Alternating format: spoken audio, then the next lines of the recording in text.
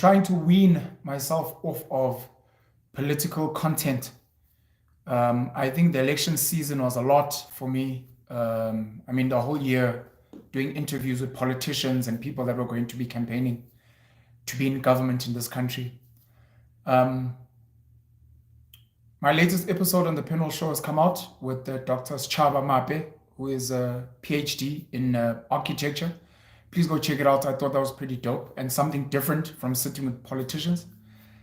And I want to congratulate all the political parties that got seats in Parliament, number one, in the National Assembly, and then all the political parties that got seats in their provincial legislatures. I'm not aware of any independent candidate that got a seat either in Parliament or in the provincial legislatures. And that just tells me that a lot of work still needs to be done in ensuring that independents get a fair shot at getting a seat. And that's going to be some of the work that people, maybe I'll have a voice in some of it as well, people are going to have to be pushing moving forward. I've seen some of the posts from Action SA because they knew in Parliament. I've seen posts from the PA, Gayton McKenzie. He's been making a whole lot of live videos as well. The ANC's mixed reports, some are disappointed. I'm talking about ANC leadership. Some are disappointed. Some are like, look, still a big chunk of the country still wants us to lead, especially in various provinces. The DA seems to be celebrating. They claim that they are winning in getting the ANC to lose power. They're taking credit, not Umkhonto weSizwe. The EFF same also seems to be taking credit for bringing the EFF. Am I incorrect? I think it's Action SA. But the EFF also said something weird, man. It's like, but guys, it's the MK, it's not you. Anyways, EFF didn't do too well. ANC did really, really badly. And then some of the other parties. Shout out to the NCC, which is a new party that's in Parliament. Shout out to the UAT, which is also a new party in Parliament. Yeah. Why am I making the video today? I'm making the video today because we're going to be speaking about this political stuff for the next 2 weeks at least. I'm not talking here live. I'm talking more on social media, etc. Because we still want to kind of figure out what coalition potentially are we going to see, if any at all. There have been a couple of options thrown around. The ANC-DA one is the one most people are speaking about. The second one being the ANC-MK and EFF, which the DA and their multi-party charter Moonshot Pact partners used to call the Doomsday Coalition. There's an option for the ANC, the EFF, and the IFP to have a coalition. I know the Patriotic Alliance has also put up their hand to say they're willing to go into a coalition and to give their 2% as well. I think if the EFF comes on board, something like that. One of the leaders of Umkhonto weSizwe, Duduzile Zuma, the daughter of Jacob Zuma, has said they're willing to work with progressive parties like the EFF. They're not willing to work with other non-progressive parties. Thereafter, Julius Malema went and had a press conference and said they are willing to work with the ANC. And I stand to be corrected, but all of a sudden, he's not speaking about Cyril Ramaphosa being removed as president. I think he, if I'm not mistaken, could have even said something like, it's for the ANC to decide who their leader is going to be. Pre-elections, it was, we'll only work with the ANC if Cyril is gone. We're not hearing now utterings of Floyd Shibambu as Minister of Finance. Gayton McKenzie's PA has said they're willing to go into coalition at the National Assembly and government on condition that they make Kenny Kunene, his right-hand man, the Minister of Home Affairs. I'm not sure if the IFP has made any, given any terms and conditions. I think they're willing to go into coalition. I think they're even willing to go into coalition with Umkhonto weSizwe. Umkhonto weSizwe is very upset, very angry. They're still very vocal on vote rigging. They believe that the outcomes in KZN were not correct, and they believe they got a 50%. They're very upset. There are notions that they might be disrupting Parliament in various ways. Jacob Zuma kind of sent out a threat, an innuendoed undertone threat, in saying if this thing is not resolved, people are going to see they're being provoked, which has got a lot of people nervous to see what will happen. The ANC itself has been having conversations. They've been having conversations with different political parties in the background. Some of these rumors are leaking. The ANC sadly is not forthcoming. There seems to be a split in the ANC in terms of ANC leaders who refuse to go into coalition with the DA, and those who refuse or don't really like the idea of going into coalition with the Umkhonto weSizwe and the EFF. So that's going to be the fun and games we're going to be seeing probably in the next week or the next few days until we actually hear what's going on. And people are nervous. People are worried, etc., etc. I'm not. The various leaders in this country, and by leaders I mean politicians, business leaders, what we call traditional leaders, the kings and the chiefs, church leaders, religious leaders, leaders of taxi associations, leaders of gangs, etc. They've had a lot of time to cause havoc in this country, and nothing much has happened. It would take a lot to fully disrupt the way this country runs. And there we might then start seeing a spark, etc.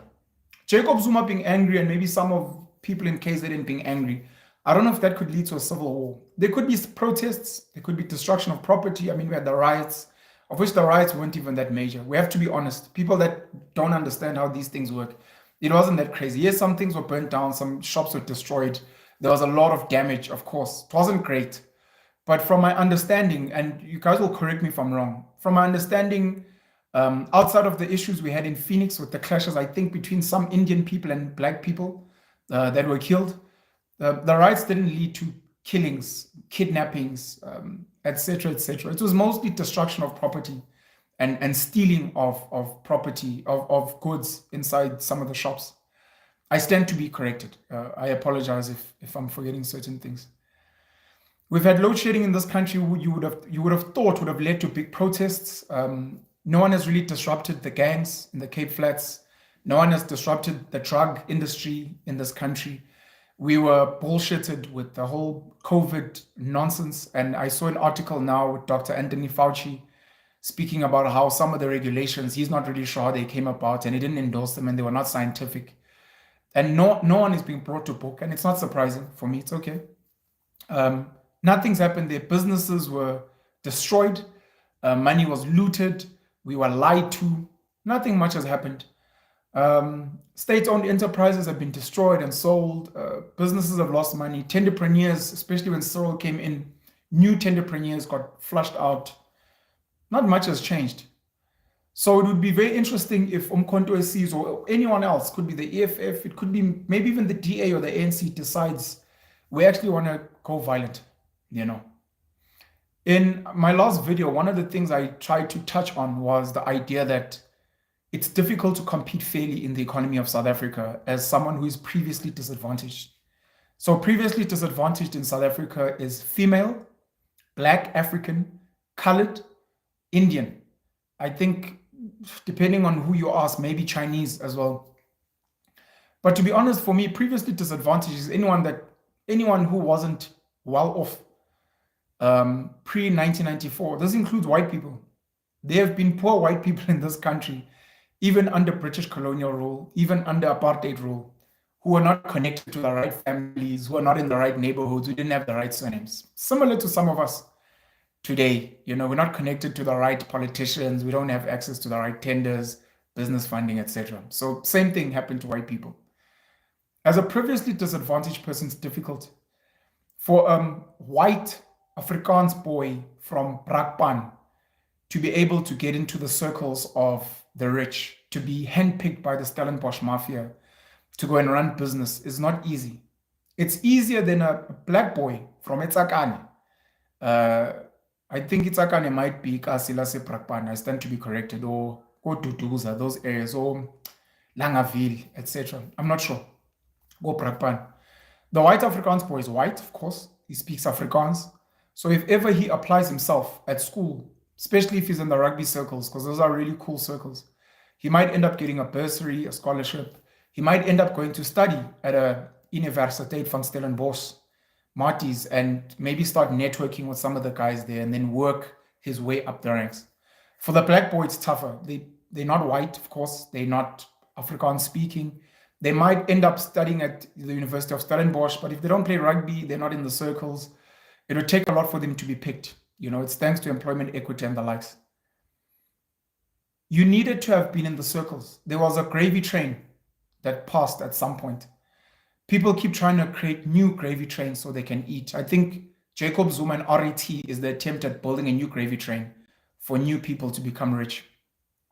But there was a gravy train that was kind of established pre-1990, and then from 1990 to 1994, and then from 1994 with the setting up of the BEE, Black Economic Empowerment Commission, there was then that setting up of who's going to eat. Are you in the right place at the right time? Do you know the right people? Do you maybe have the right qualifications? Do you speak the right English, Afrikaans, maybe even the right isiZulu, Xitsonga, Xhosa, whatever? You know the right people. So when board seats needed to be allocated, when rich white people needed black business partners to gain access to government work, certain funding, etc., certain people became very, very rich.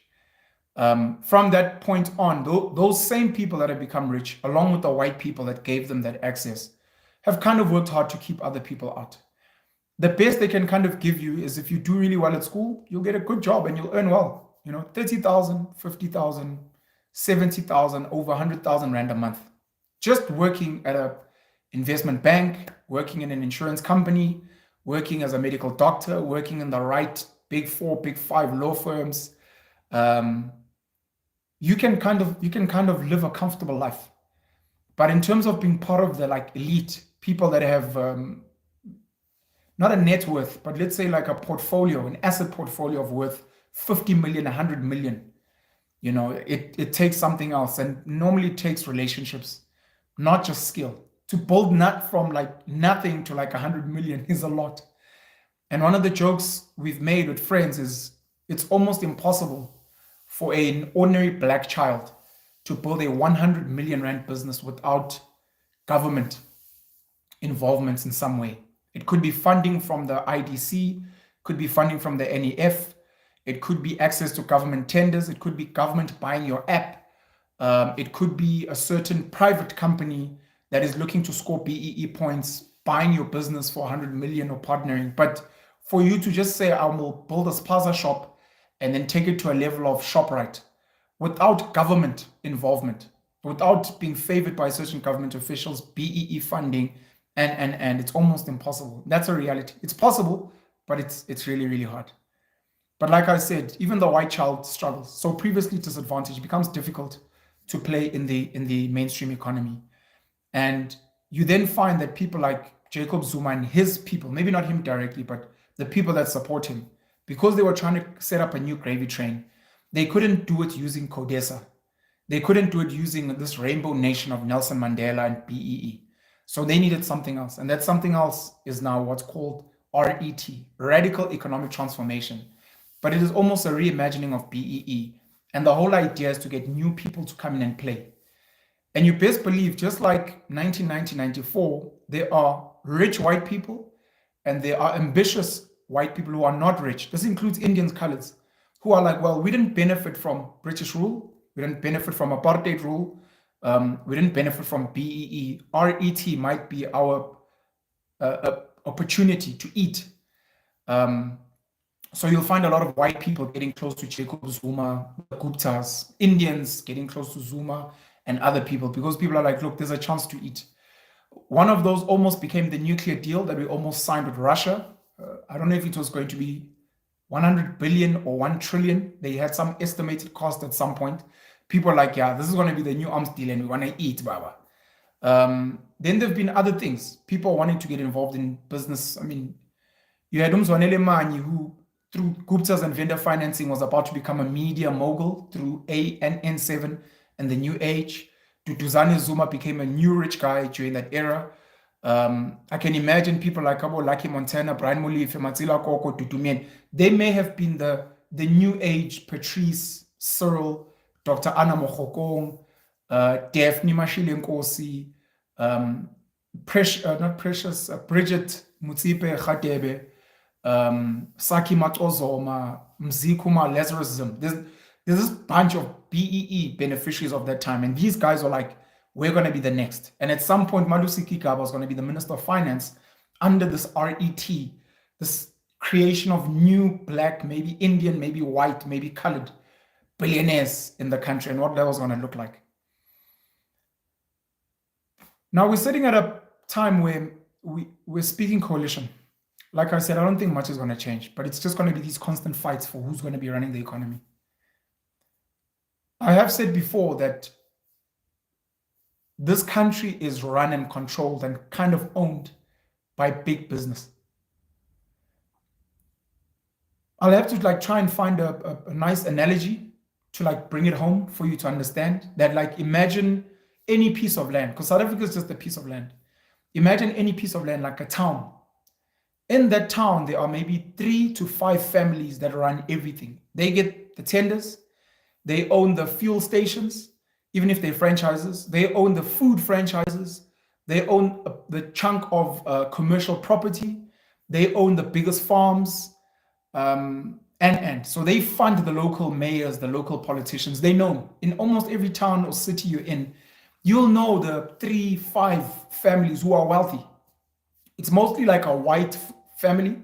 Sometimes there'll be an Afrikaans family, and they normally have made their money through farming, etc. And with these families, you'll also find, because they're in farming, sometimes if you're in a mining town, they'll own the mines. They'll also own a lot of trucks, because logistics is like the backbone of the economy. They need to move food, they need to move commodities, they need to move other goods and equipment, etc., etc. You'll find out who owns the bulk of property. A lot of towns have hidden Jewish owners of property, that aren't too loud, but people that know will know who owns these properties here, etc., etc.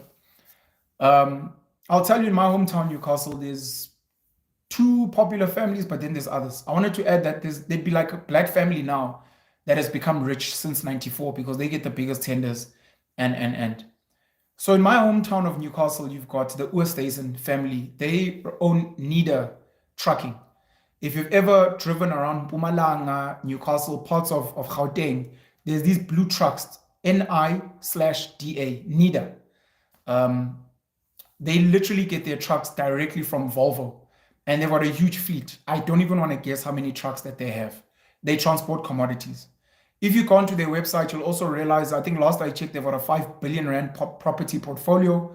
They hire out yellow goods, these yellow vehicles that the TLB, the diggers, and all these mining and construction goods.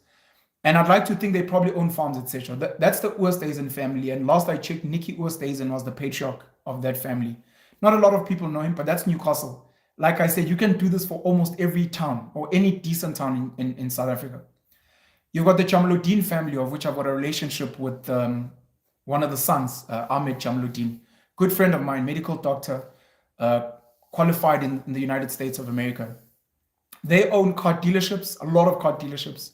They own scrapyards, of which the most popular one for people in Northern Natal, Northern KZN, is Tommy's Scrapyard. They own farms. They own a lot of commercial property in Newcastle and in other places, but a chunk in Newcastle. They in trucking, especially cross-border, etc., etc. And now they've gone into cannabis. I know Dr. Ahmed Jamluddin, it's one of the things that he's very passionate about now, cannabis farming. And then there's certain black families in Newcastle that have made a lot of money. I'm trying to think if there's any worth mentioning that people would know. So I'll speak about a gent that I know, Eugene Sbiya.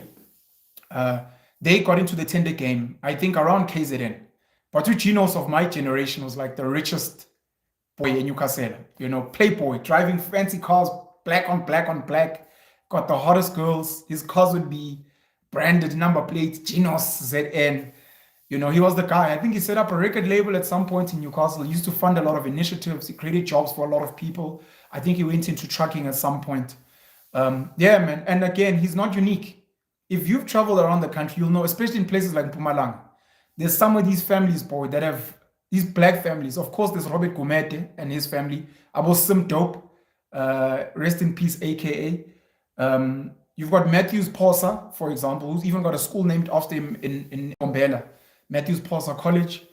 Mpumalanga, because of all the mining activity there, Emalahleni, Witbank, Secunda, those areas. There's a lot of rich black kids. There's a lot in Gauteng. Never mind the Mutsipes and the Ramaphosas and the Maponyas. There's a lot. And then you can keep going. I'm sure maybe there's fewer black when you get to like the Western Cape. And sadly, the rich colored people are not as popularly known, but there's a lot of rich colored people in this country as well.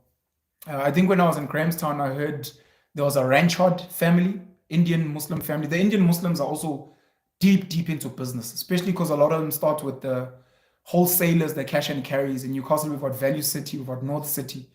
There's a lot of rich people. Oh, there's Baruch as well in Newcastle, who works with the Kaba family. I think last I checked on the internet, that's something like 2,500 buses. 2,500 buses. He owns a very known franchise of hardware stores, Baruch's Hardware. He owns trucks. I think his trucks are called Puma Pambili. If I'm not mistaken, you may have seen them on the highway, etc., etc. A big Villa, guy I've had on my platform, Pesheya Duma. His father, I think Umbongeni, if I'm not mistaken, big logistics company in Zamalwandle that he named after his kids, Zamalwandle Logistics. I think they did a deal with one of the major courier businesses or logistics businesses, and then I think at some point it was reported that he'd gone into mining. Ubabu Duma. So there's a lot of these families around. Sorry, I went on a tangent. BERET, the economy. This country is run and controlled and owned by big business. A lot of local big business, of which we normally throw around the names like Johann Rupert, Nicky Oppenheimer. We can add, I don't know if Rob Hersoff is that deeply involved in his family business, but his father, old timers, is still alive and kicking. And I think his brother sits on one of the boards, the AVI, I think, board, if I'm not mistaken. You've got the Hersoff family, the Manels, who have done a really good job of kind of being hidden and people don't really know them. You know, like I think Brian is around. He's not as vocal and as visible as people would. He's not. You don't know him. You don't even know what he looks like. There's other families. You know, we publish these lists of wealthy families. Yanni Mouton has done really well for himself. You've got Michael Leroux of Capitec. You've got the Enthoven family in Johannesburg. They of Hollard, Spear, and other businesses. You've got Steyn City. If you look at some of the bigger businesses, man, as a whole, you had about Marcus Jooste before he apparently took his life. I'm not laughing shit. Yeah, and then today again, you've got the Mutsipes and some of the BEE families I've spoken about. Putumantle was another one. And all these companies. It's easier when you look at the companies and then you do a deep dive of the shareholdings. That normally helps as well. I'm glad I remembered Robert Kumete, you know, because he was a big BE beneficiary as well with Ikijima Technologies. But there are many other names if we were to apply our minds. You've got Stephen Sard of Aspen. I'm not sure what he's doing now. I think he set up some company with Kevin Hedderwick, if I'm not mistaken, of Taste Holdings.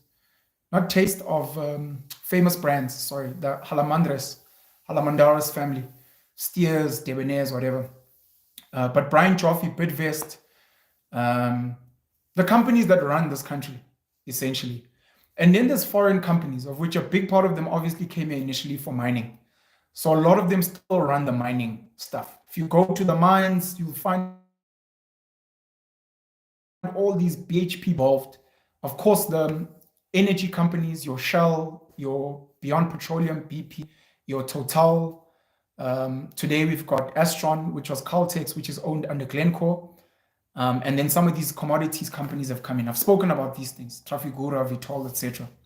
There's a lot of American businesses, of course, the ones you see at your face, McDonald's, KFC, but there's many others you don't know. There's a lot of industrial businesses, American, European, from the United Kingdom that you don't know. Your DB Schenker, your, is it Otis that does lifts and escalators, Grundfos. There's these businesses that make a fuckload of money. Wind turbines, huge industrial things. We sold our billboards to JC Decaux, which I think is a French family. There's a whole lot of other businesses that run this country. And those businesses, of course, create a lot of jobs. They have big budget for corporate social investment, CSI. So especially the mines, building houses, donating to schools or building schools, some socioeconomic development programs, sports teams, etc. I forgot about multi-choice and the media companies, and it's a lot. The construction guys, this guy of Bowen Properties as well. These are the guys that run the country. Discovery, Adrian Gore, Stephen Kosef, Investec, Laurie Dippenaar, GT Ferreira, Paul Harris. It gets crazier when you leave Joburg and Gauteng and the Western Cape, because there's very wealthy people that are not really known. These people create jobs, they pay a lot of tax, they're involved in CSI, and then they fund politicians. And they sit with politicians because they literally run towns and cities, literally. So you can't just do what you want there without almost, paying homage to these people. They have relationships. They have relationships with politicians. You may not know. Why is President Ramaphosa visiting that family? It's because that family is very wealthy and they run this town or this city. And maybe Mandela's looking for funding, or maybe, you think of Zuma and Vivian Reddy and the Sheikh family as examples. There's other families as well. Jacob Zuma and Louis Liebenberg as an example. Cyril Gay is linked to so many people, so many rich people as well. With the coalition talks, because this is where this is supposed to round back to this. With the coalition talks, one of the things that has really, really grated my tits and really pissed me off and really gaslit me. Two things. Number one, the DA speaking about this doomsday coalition. That if the ANC goes into coalition with Jacob Zuma, who's an ex-ANC president, and goes into coalition with Julius Malema, who is an ex-ANC Youth League president, it's doomsday. It's doomsday, according to the DA. The same DA who called Mmusi Maimane a failed experiment. And when John Steenhuisen delivers the same results, you can literally hear crickets. You can hear a pin drop in Cape Town. Nothing. So if Cyril, who is favored by capital, whatever that means, works with Jacob Zuma, who was his president when he was deputy, who he was in the ANC with during the struggle, and if Cyril works with Julius Malema, who's an ANC Youth League leader, who has done nothing since leaving the ANC Youth League but continue to raise the policies of the same ANC. Land, jobs, the economy, land, I've already mentioned land, nationalization, sorry. How is that a doomsday? Now there's innuendos there, right? If you work with these other black guys who we don't like, it's going to be a doomsday. And a lot of people have been calling this thing racist on social media. You work with us, white DA, and everything will be fine. You work with these black leaders that were part of the ANC, and everything is going to be destroyed. It's very inflammatory for anyone who actually, and if you listen to what the DA has been doing and saying pre-election, that's the one part that's been upsetting me, sure. But you can feel however you feel about Zuma, Malema, type of influence in the ANC to be linked to load shedding, rampant corruption. He was a youth league member. He may have been involved in some tender deals or whatever, I don't know. But in terms of like the guys at the top, he never got to that level. He obviously keeps raising, some of the things of the Freedom Charter. Jacob Zuma's been accused of 9 wasted years, the Guptas, selling the country, what. You look at his 9 years and then you look at Cyril's 6 years, I think. The destruction during Cyril's supposed 6 years. Yes, they'll blame those 2 years of COVID, but no ways, bro. Literally in front of our eyes, selling the country. When they speak about selling the country, like Zuma didn't try to sell Eskom to the Guptas.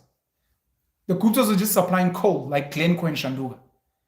But Pravin Gordhan is literally selling SAA. literally selling parts of Transnet with the harbor, literally looking to go into partnership with Glen, like literally selling, like in front of our eyes, but that's not state capture. We saw with the Chief Justice Raymond Zondo, the Zondo Commission, when guys raised issues of Ramaphosa and the conflicts of interest and he's just brushed it to the side. And he was made Chief Justice. Like in front of our eyes. Phala Phala, the SARB, SARS, everyone sees nothing wrong. The guy who supposedly bought the game or the livestock, whatever it was, who forgot that he sent money that was stuffed in couches. They said he must come collect. Time went on. Now, next thing you know, he must get a refund. Like, our intelligence is being ridiculed, and it's being ridiculed by mainstream media and journalists and people who we're supposed to take seriously, people who we're supposed to respect, people that claim that they have integrity and ethics. It's clear as day. But the DA is happy to work with Cyril. That's Cyril. Marikana, Lonman Mining, dead miners, under his leadership with Abo Life Estimeni, that's Cyril. The Cyril who with his family members are eating IPP contracts with renewables and independent power. The same Cyril who works with Glencore, which has been fined for being corrupt across the entire globe. Cyril found with dollars in couches.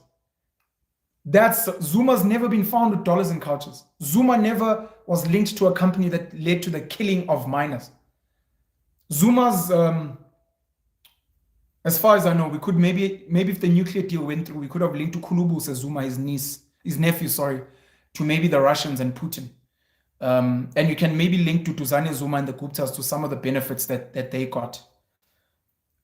But there's no Zuma with IPP contract. But we can see Patrice, we can see Jeff Radebe as an example. They're happy to work with that Cyril. But Zuma, no go.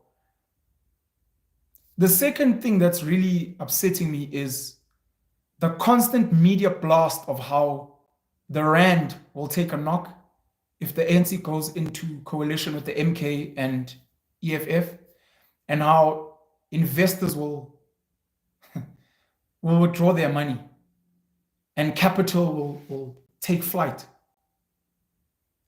Now, it's upsetting me. It's a reminder that this is by big business.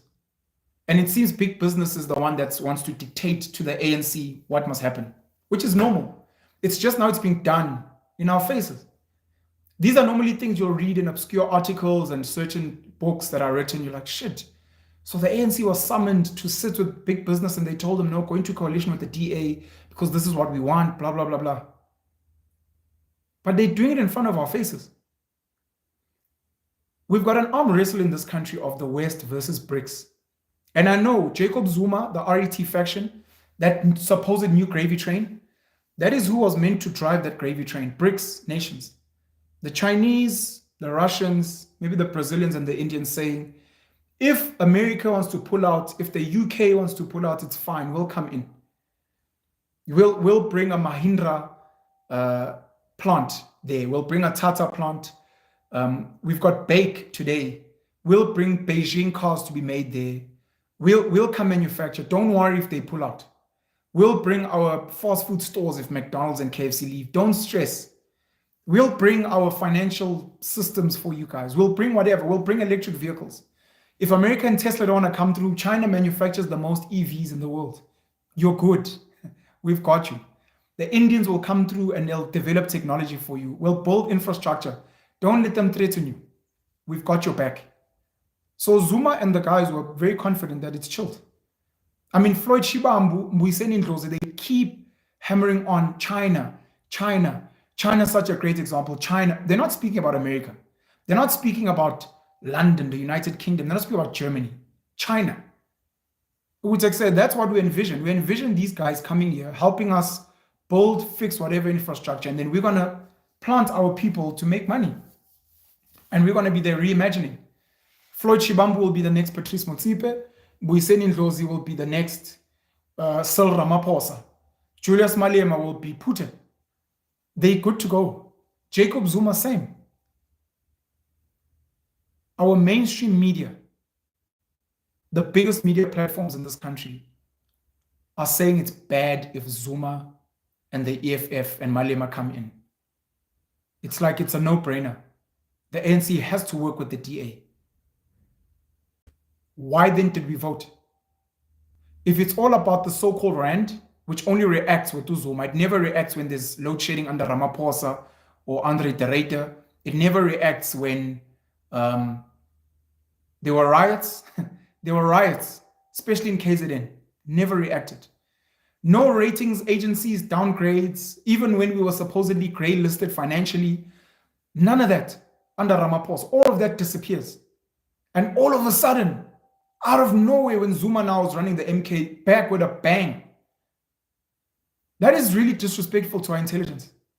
And it makes me sad when so many so-called intelligent white, black, colored, and Indian people who are more leaning towards the DA will still defend that on social media. It's like, guys, but there's no ways. Please don't disrespect us. Say you support the DA, say you support the West, you're allowed. It's your opinion. You think this country is better under the legacy of apartheid, colonialism, the Ruperts, the Oppenheimers with Cyril and Mutsipe, and support of America and the United Kingdom and Europe. Say you prefer that. But do not fucking tell us that any bullshit and corruption and shit that happens here, we mustn't talk too much about. But as soon as there's like a little thing here by Zuma, Malema, the BRICS nations, let's lose our fucking marbles. That is disrespectful to the rest of us because we can see both sides, right? And it's a fair argument. Do I want to go work for a white Afrikaner business? Do I want to go and work for an Indian Muslim business? Do I want to do a business deal with Moscow? Do I want to do a business deal with New York? Do I want to have equity coming from Beijing or Shanghai? Do I want equity coming from London or Geneva? Like, we can see there. Kandanim Sibi says something really dope, and I think Ufloyd Chibambu does the same, where they like, true investors don't care about who runs the country and certain policies and who owns the land, etc. What they care about is knowing that if we put money here, we will make a good return. Investors invest in China.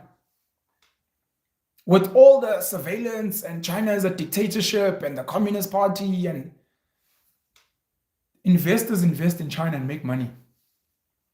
In Hong Kong, last I checked, all the land in Hong Kong is owned by the state. You get a lease. People do business. Literally draw a parallel with Waterfall City near Midrand. All of that land there is owned by an Indian Muslim family, the Mia family. All of those houses, they are on a 99 or 100-year lease. Waterfall City corner, I think there's a school, I think Mall of Africa, all there. No one is losing their marbles. Oh, but this Mia family, how are we going to do business and investors? It's happening, Mas.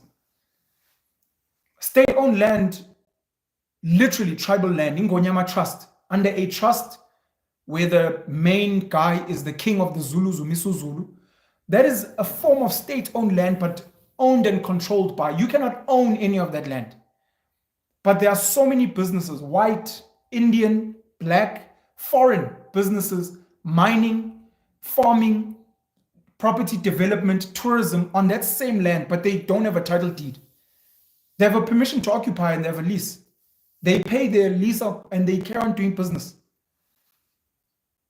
You don't have to be a genius to study this stuff. And again, when so-called economists and experts in some of these fucking magazines and on platforms are going to come and say these things, it's like, please don't disrespect us because we've studied the same shit you've studied, but you're conveniently choosing to not speak about the other side. Conveniently. No, man. It's upsetting for me. So, regardless of which coalition the ANC goes with, this country will still be run and controlled by big business. It just may be that the people they have conversations with may be different. And in the conversations, there may be certain deals that they may not be willing to take. Because understand, wealthy people are willing to give you the minimum you're willing to accept. If Nelson Mandela was willing to accept that we want 50% of the economy, if you go to Eswatini as an example, the king, Mswati, all foreign businesses that come in need to give the monarch a 50% equity. It's non-negotiable. If Nelson Mandela had said that and was steadfast on that, that's what we'd have today. If the minimum he's willing to accept is black economic empowerment and certain cadres getting board seats, that's what wealthy people will give you. If the minimum you're willing to accept is some RTP houses, a bit of social welfare, that's what they'll give you. Now, Cyril and his family and his associates, they're comfortable, they're wealthy. They'd like to obviously make more money, but they could. So if you're making a deal with Cyril, this is not a hungry guy. This is not a guy who's still trying to build wealth versus a Zuma, his family members, his business associates. These are guys that are still hungry. So on the negotiating table, they want something else. And people like Ndlozi, Shibambu, Malema have seen what BEE has done, and they don't like the fact that Patrice Cyril can be summoned and they get shouted at and their wealth can disappear tomorrow. They're like, no, we want the type of wealth that Rupert and Oppenheimer has, where it doesn't matter who's in power. It's like Rothschild, that famous quote. I cannot who controls the country as long as I control the money supply. Something like that. Rupert, Oppenheimer, and the other guys, you can put Malema, you can put Zuma, you can put Ramaphosa, you can put Steenhuisen, you can put Hlabisa, you can put Mashaba. They will keep making money. And they will squeeze you if you're giving them a shit deal. They want that type of wealth. So they're like, no, we're seeing what Putin has done. We're seeing what Xi Jinping and the boys have done. Gayton McKenzie speaks about this. We don't want business to dictate to us. We want to dictate to business. We want to run governments in such a way that we don't want you to come and tell us. And that's the problem with privatization. Once you give electricity to the private sector, including Johan Rupert, I think Remgro's got a license. That means at any given time, they can decide to switch off the power. They can decide to hike prices. That's why our banking, by the way, in this country, our banking fees are amongst the highest in the world, relatively speaking. Our internet service providers are amongst the most expensive in the world. Medical aid, expensive. Our private schools, expensive. And they're like, no, we don't want that. We want to, And to be honest, if you look at what the apartheid government was doing, it's essentially what these guys are asking for. We want to have the power of the apartheid government. We want to build industry, which unfortunately they haven't proven that they're capable. We want to build industry like Eskom, ISCO, and we want to subsidize businesses and build industry, but we want to be in control. Because the apartheid government was in control until families like the Ruperts became kind of bigger than the apartheid government. It happens. And business we don't like that. Now, when business says they don't like that, it's valid. Because you may find that they may have to lose more than they have now. It's not good for business, not good for them. If we were making an ROI, a return on investment of 20% per annum in South Africa, and Malema and Zuma come in and they're like, no, we want to change the mining charter, we want to change BEE, we want to expropriate some land, we want to increase taxes. Now we're making 15%. We don't want to let go of that 5%. If the ANC goes with John Steenhuisen, we're going to make 20%. These guys may even give us more subsidies, more access to market. They'll allow us to fire more employees because they've got the 370 grant now. We might actually move from 20% to 24% ROI. So this becomes the better deal, and that's fair. But for us, the ordinary South Africans, the question is, what is the best deal for the people? And by people, it's not just poor black people. It includes ordinary middle-class white people. The same ones that love and vote for the DA, the same ones that prefer the West over BRICS. At some point, we have to sit and do a calculation. If China, India, Russia come in here, will ordinary white people become richer or poorer? And that conversation is not being had because of propaganda. Because the wealthy people that fund a DA, ANC, don't even want you to have that conversation. Of what would it mean actually if the state owned the land? Yeah, but they want to expropriate. What are they expropriating and under what deal? Because maybe if you have the conversation, you may find that they'll come and take your family farm. They'll take your family farm and they'll make you guys pay a lease. But that lease might be one of the best deals you've ever gotten. A lot of our sports clubs, golf clubs, etc. around this country are paying 100 Rand, 1,000 Rand, 10,000 Rand a year for those leases. It's nothing. I believe the land that Maponya Mall sits on as well, Soweto to Orlando, is also under a 99-year lease. It's nothing. So you might find that that's a good deal. And you're kind of secure because you've got your lease, and they won't chase you away tomorrow. They'll have a conversation with you if they feel, look, certain things are not happening, but you can make money. And they might even support you even more. But we can't have that conversation because of the doomsday, doom and gloom, hashtag Swart Khafar. Because that's essentially what the DA is saying. If the ANC goes into coalition with black leaders, the country is doomed. If it goes into coalition with the white leaders, it's fine. We'll have the Western Cape. And boy, oh boy, is the Western Cape so great. Rich white people, very expensive lifestyle, and the blacks are shafted to the side, and the colors are shafted to the side. The colors are just good for labor. We don't know multimillionaires and billionaire colored people in the Western Cape that own businesses that are respected. We don't know black people of the same. It's fine when it's just rich white people. We want that. Cape Town works. Keep it that way. Who the fuck cares about sewage smells, emakasi, and in some, who the hell cares? That's what we want. That's what we prefer. And all white people think that South Africa will be the Western Cape, but it might not be. You might be some of the poorer white people who actually lose out because your family didn't benefit during apartheid. They didn't benefit during British colonial rule. Why would you assume that if the DA and their West support will make your life better? There are certain white people in this country that have made an obscene amount of money since 94. Money they would have never gotten. White people that positioned themselves with black economic empowerment, they made the right type of friends. Today they in tenders. Today they do equity deals. Today they have access to funding, and it would have never happened under apartheid. They were not with the right people. No one knew them. No one was willing to let them in. And you may find that with the Malema Zuma economy, these are just examples. I'm not saying it's going to happen. You may find that you'll make the most amount of money. You'll be like, why did I not fucking support this from the beginning? Yes, they've nationalized the land. Yes, they expropriated without compensation, but fuck me. The way this country runs today, I don't need medical aid anymore. Because government has nationalized the mines, they take all that money and we've become the United Arab Emirates. We have world-class hospitals that are free. We have world-class schools that are free. Because the government makes so much money. Yes, Malema's obscenely rich. Yes, Zuma's obscenely rich, just like the sheikhs. But the country is so well off that ordinary South Africans are like, we don't even need to work. Import some people from Malawi, from Mozambique, from Zimbabwe. Let them come work. If you ever visit Dubai, you'll realize almost all the labor there is not Emiratis. It's not Emiratis. The Emiratis are there in their fucking white gowns. They're looking like bosses. The people driving the Ubers are Pakistanis or people from Nepal, from Bangladesh. They had to import labor. And the country may be better off, and we may be a Russia, China. We don't know, even for white people, Indian people. But that's not what people want, and that's okay. But can we have the conversation?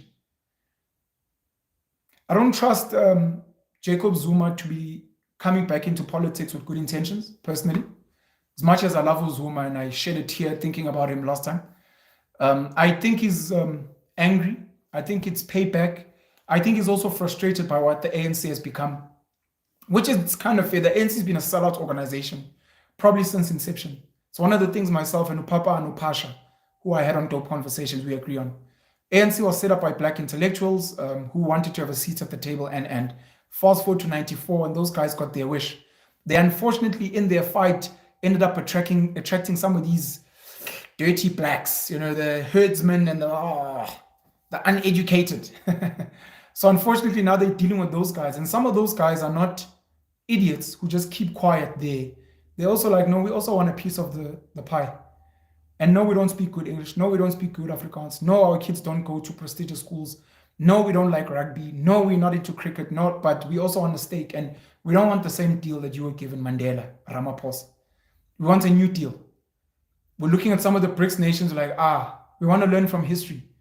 No, we don't want, I don't want Hersoff on the Mazotis or whoever to make me a dollar billionaire and sit on their boards. And tomorrow, if I make them angry, they devalue my stake, or they flush me out and they revoke their vendor financing and my dividends can't pay them back. And at any given time, I'm worthless. No, Baba. Aye, Baba. Luto, Baba. We want the whole thing. You must come ask us. We mustn't come ask you. Luto, Baba. And you're like, yo, it's a big ask. What I do wish could happen, it's just most politicians are not in the business of serving the people. They're in the business of serving self-interest. What I wish could happen is I wish we could give, especially looking at their votes, give every one of the top 5, if not top 10 political parties in parliament at least, give them a piece of land relative to the votes that they got. And be like, you have got free reign here. Show us what you're capable of. Show us. Give Cyril 1 million hectares. Give him 1 million hectares. He's got all his friends, his brother-in-law, Patrice. He's got all these rich white people, friends overseas. Let them come all invest and turn that 1 million hectares into something special. And be like, now that you've done that, we'll give you another million. Do the same with Julius and the EFF. Do the same with Uzuma and Umkhonto we and be like, here's a piece of land. Go wild.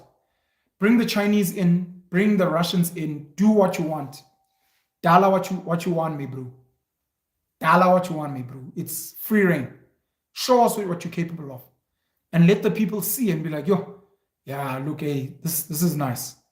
This is really nice. I'm seeing what the EFF can do with 100,000 hectares. I'm seeing what Umkhonto we can do with, give them more land. And you keep giving them more land. It's one of the reasons I feel the kings should lose their land. Because they're not maximizing the land and their royal subjects are leaving tribal land to go to the cities to go look for work and a better life. So yeah, I'm looking forward to pushing forward with CODESA 2.0. I'm looking forward to penalism community branches and fundraising. That's the work I want to do. And we've set up a website, penalism.com. You can go visit it, penalism.com. I'm going to put the link in the description. I'm going to be setting up a funding portal for people that donate. I'm going to be setting up a portal for people who want to join as members. And I'm going to be pushing for people to push for community development. And I'm going to be pushing for independence to get more voice in Parliament. I think, if anything, I must go visit Dr. Michael Louis again. Hey, Dr. Michael Louis got cash, boy. They're in the Western Cape. And be like, sir, how can I help you? Because I believe in this independence constituency thing. And I'm going to constantly, I had a small disagreement with Rob Hersov via WhatsApp yesterday because he was speaking about the Zuma thing. And I was like, you guys are wrong and you're being hypocrites, Continue sitting with Rob Hersov, other people, and being like, let's have this chat. And then sit with some of the so-called radical black people who are not really radical. They're also just trying to get in to make money. Some of the debates I have are with Kulufelo Maponya, who believes in RET, who believes in the EFF and MK. And I'm like, yeah, but you guys are just looking for the next train to chow off because maybe you missed out on the BEE train. That's all. So I'm not delusional about the different fights. I'm not delusional that the fights are at the top and we end up being collateral damage at the bottom. I'm not delusional about the divide and conquer. Black people are MK and EFF and white people are DA. I'm not delusional about that. What ordinary South Africans want, to be honest, is not even land. Ordinary South Africans want a decent education with skills so that you can have a skill. They like access to job opportunities that don't judge you based on race, gender, where you come from, your surname, what family you link to. Have a fair shot. I'm capable. Play me, coach. I'm good. Have access to business opportunities. If you move to this zone, you can start a business. You can come and be a hawker here. You can get it if you're serious and if you put in the work fairly. And access to funding and access to resources like land, like equipment. And then a safe country.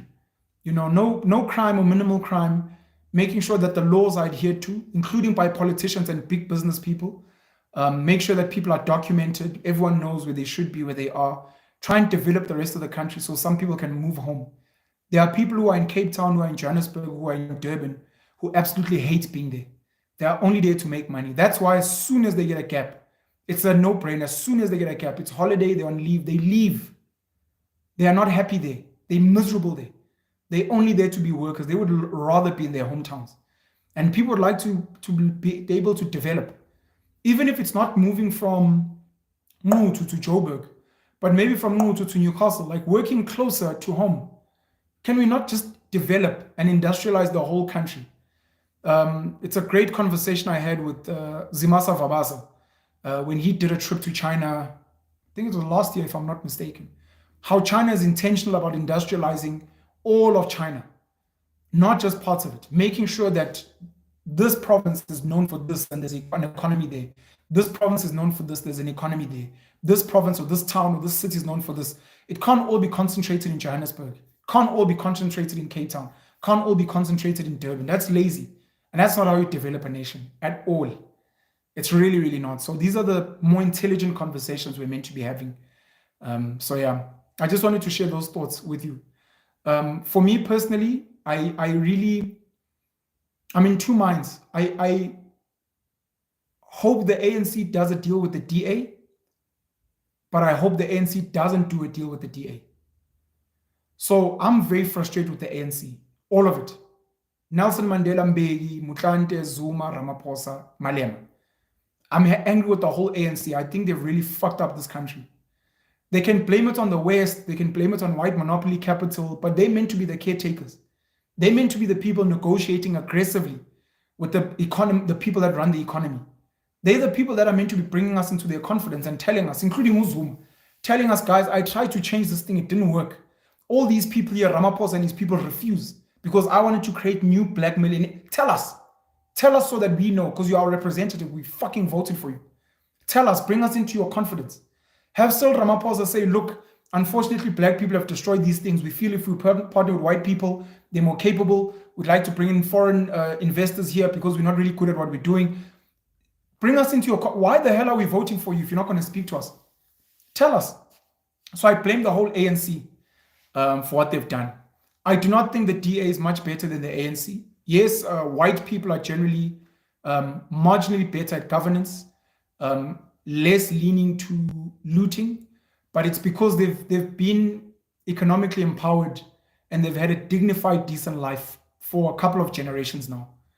You know, for people like myself, Siya Kolisi, Cyril Ramaphosa, Duduzane Zuma, we've had a relatively comfortable life, to be honest.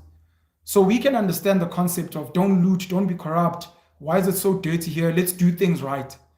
But for the average black child who's been living a really, really tough life, as soon as they get into a half gap into money, they've never been trained on money. They don't know how to act. They lose their minds.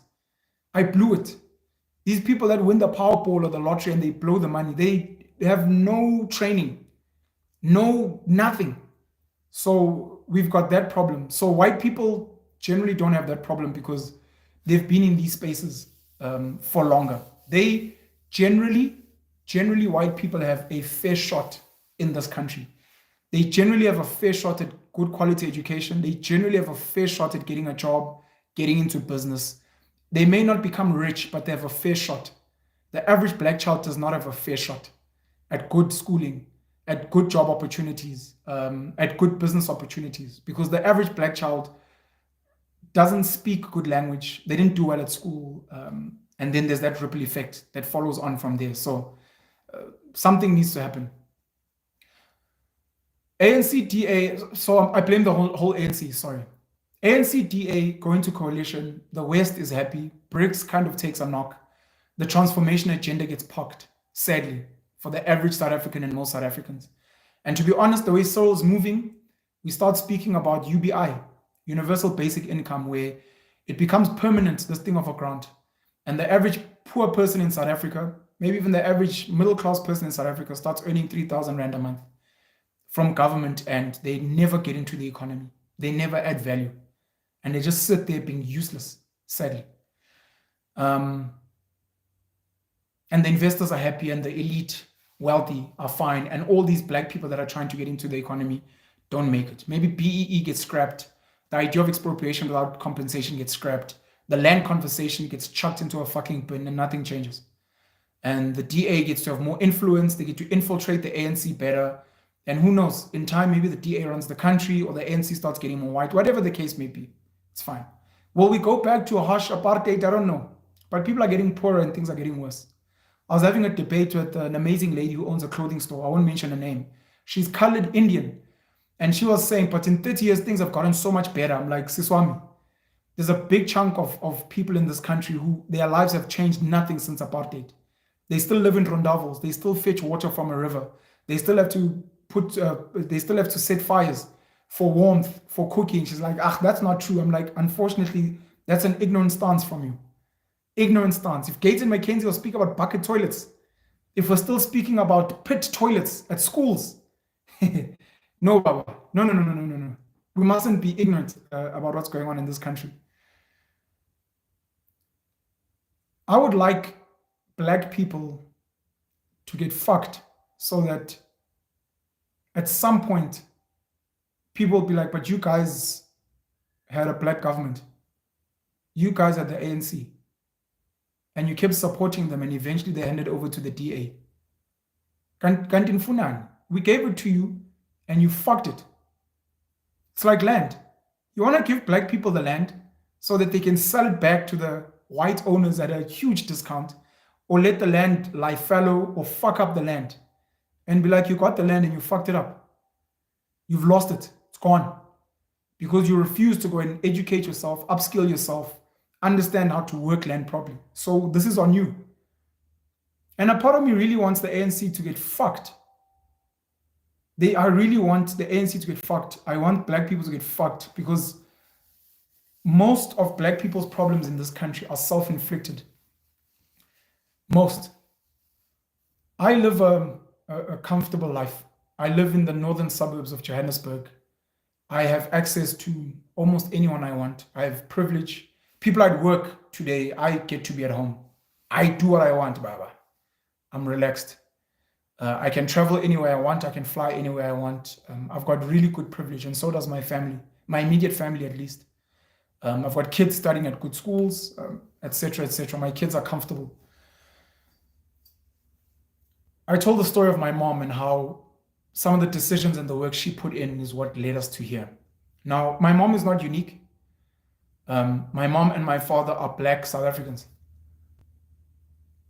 They were born during apartheid. They're not special. They don't come from some special, unique family. I don't go around being like, my father is the chief of these people that fucking lie, because everyone's father is a chief somewhere. Fucking chief of 5 pub people on 1 hectare of land. Tack.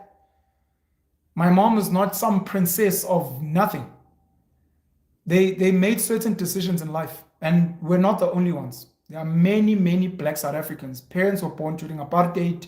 Some lost loved ones during apartheid to the struggle, and people just decided, I will apply myself at school because apparently this is a way out.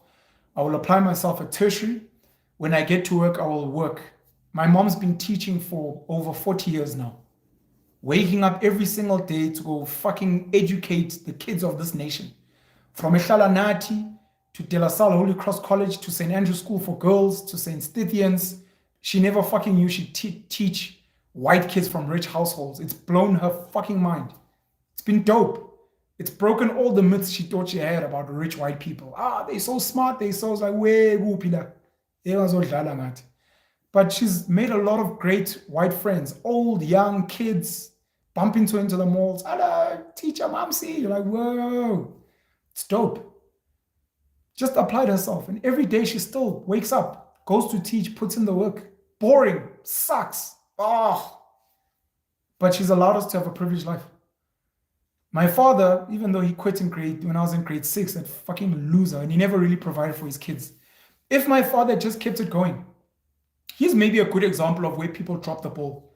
Had a good job, was a building inspector, got himself a nice 4-room house at Lokshini, got to breed greyhounds, got to own soccer teams. He was one of the more well-off people in his family. He was a boss. Baba Miza was cool. Pristo. All he needed to do was just put his head down, just carry on grafting. He was going to probably move up the ranks, depending on his ambitions, because my father's charismatic and those things. Maybe he would have joined politics. Maybe I'd be like, oh, my father is a what in the provincial government or whatever. Maybe my father would have gotten us into tenders as a family. Could have been that type of guy. And we'd be living comfortably. Just these 2 parents that just decided to make decisions. That's the one part. The second part is black people have a big chunk of buying power in this country. You take let's say we have 30 million grant recipients, and the average grant recipient receives 500 rand. Oh, I don't want to do tough maths. 500 times 30. 1.5 billion. Is it 1.5 billion? Maybe. Or is it more? Whatever. 1.5 or 15. Too lazy to do the math. Do you know where grant money goes? This is where there's there's grant billionaires in this country. We just don't speak about it like that. And there'll be someone who writes a book or creates a magazine front page of this thing called grant billionaires. The people that are rich because of grants. The ordinary black, colored, there's some white. I've seen white people standing in queues for grants. They spend their money at PEP, that's Christo Visa. They spend their money at ShopRite, that's Christo Visa. They spend their money at Boxer, which is under Pick and Pay, that's the Ackerman family, Garrett Ackerman now. They spend their money at bottle stores and taverns, that's SAB InBev money. They spend their money with the foreign-owned spaza shops. They spend their money with illegal foreigners who do hair. These are the people that are making money off grants. Black people in South Africa, particularly black people, could intentionally take their grant money and say, we will take this money and we will buy from black-owned businesses, spaza shops, clothing stores, whatever the case may be. But I know that my money for grants goes to these black business owners. And those black business owners in turn will be like, I'm not going to take this money that people are giving me and go live in suburbia and take my kids to private schools. I will reinvest here. I will take my profits in the same township where people buy from my spaza shop, my shisanyama, my car wash, my tavern, my whatever it is. I sell secondhand clothes. It's fine. I will take this money and I will invest it in the local school. I will take this money. I will invest it in neighborhood watch in this neighborhood. I'm going to bring Santon here, guys. In my dadin la, section 4. La, Osizwe. I'm going to bring suburbia here. That is now the power of black people. Black people can choose, I will not work for an Indian-owned business, a white-owned business. I will work for a black-owned business. And I know if more of us work for these black businesses and these other guys don't have labor, this black business is going to get more business. And we're going to be intentional about it. But black people, because they are undereducated, miseducated, mentally oppressed, and mentally fucked. You look at the drugs, the nyaupes, the alcohol, you look at the stuff they watch on TV, on social media, the gossip that they listen to. They're mentally fucked. So they don't even think of that. Even when you try and paint that to them, they're like, Baba, you can't tell me what to do with my money. I will buy from whoever I want as long as they're cheap. As long as they're cheap. And then you're like, do you know the reason Jewish people, Indian Muslims, the Afrikaner nation, why they moved up in the world was because of aggressive patriotism. Even if the Indian shop owner is not doing a good job, they buy from there and they criticize. Abdul, fucking do better, bro. We're going to keep buying here. The Afrikaner will complain at the store. Sunet, Yaku, doen beter. Maar ons sal hier kom koop. The Jews will come back to the business. They'll give it feedback that you will get better, boy. The black person's like, ay, black service, ay. Let me go buy there. It's gone. Black people are voting for this ANC that's fucking them. Then some of them get angry and they vote for the DA, which sadly is also fucking black people in certain places, and they want to get rid of BEE, of which some of these black people have got good jobs under employment equity because of BEE. And you're like, you know what, black people must actually get fucked. They deserve it. The ANC must lose power, the DA must gain power, this country must go into white hands, and the whole country must become the Western Cape. And those of us that could speak good English and good Afrikaans, will carry on living in suburbia. But every other fucking black kid with broken English, you're going to remain in Lokshini, Baba. Fuck you. Because we want merit. And Penal speaks good English. And he did well at school, so he's here on merit. But Jablani, who went to Eshalanati High, who speaks broken English, who's what? That's not merit, Baba. And you're like, yeah, but you know, employment equity. No. We don't need quotas. If you don't need quotas, it means Siya Kolisi doesn't need a bursary at Grey High. Doesn't. Only the black kids from rich families are going to go to Grey. Siyakolisi, they don't need quotas, so they don't need to get black kids into Grey. For what? You must stay there, Zwede, and go play for bombers, African bombers, and be a construction worker, whatever the hell. You know, it's got a good structure, so at least he can lift in Pupu there, the fucking shop. A Motherwell, that's the New Brighton. We don't know what we're doing. And some of the best leaders in this country, unfortunately, are not aggressive. Some of them are delusional. Like when I listen to some of the utterings from the guys that, and I love these guys, by the way, you know, I think they're really trying their best. Your rise, your bossa, your action, some of the stuff they say is like, you guys have become so detached from the ordinary black person. You really think some people like you because you're a nice bloke. Get the fuck out of here, man. So those are the things we need to fix. Black people have to take accountability. And if this country goes to shit, it's because of black people. Our load shedding situation, as an example, is because a lot of black people are illegally connected.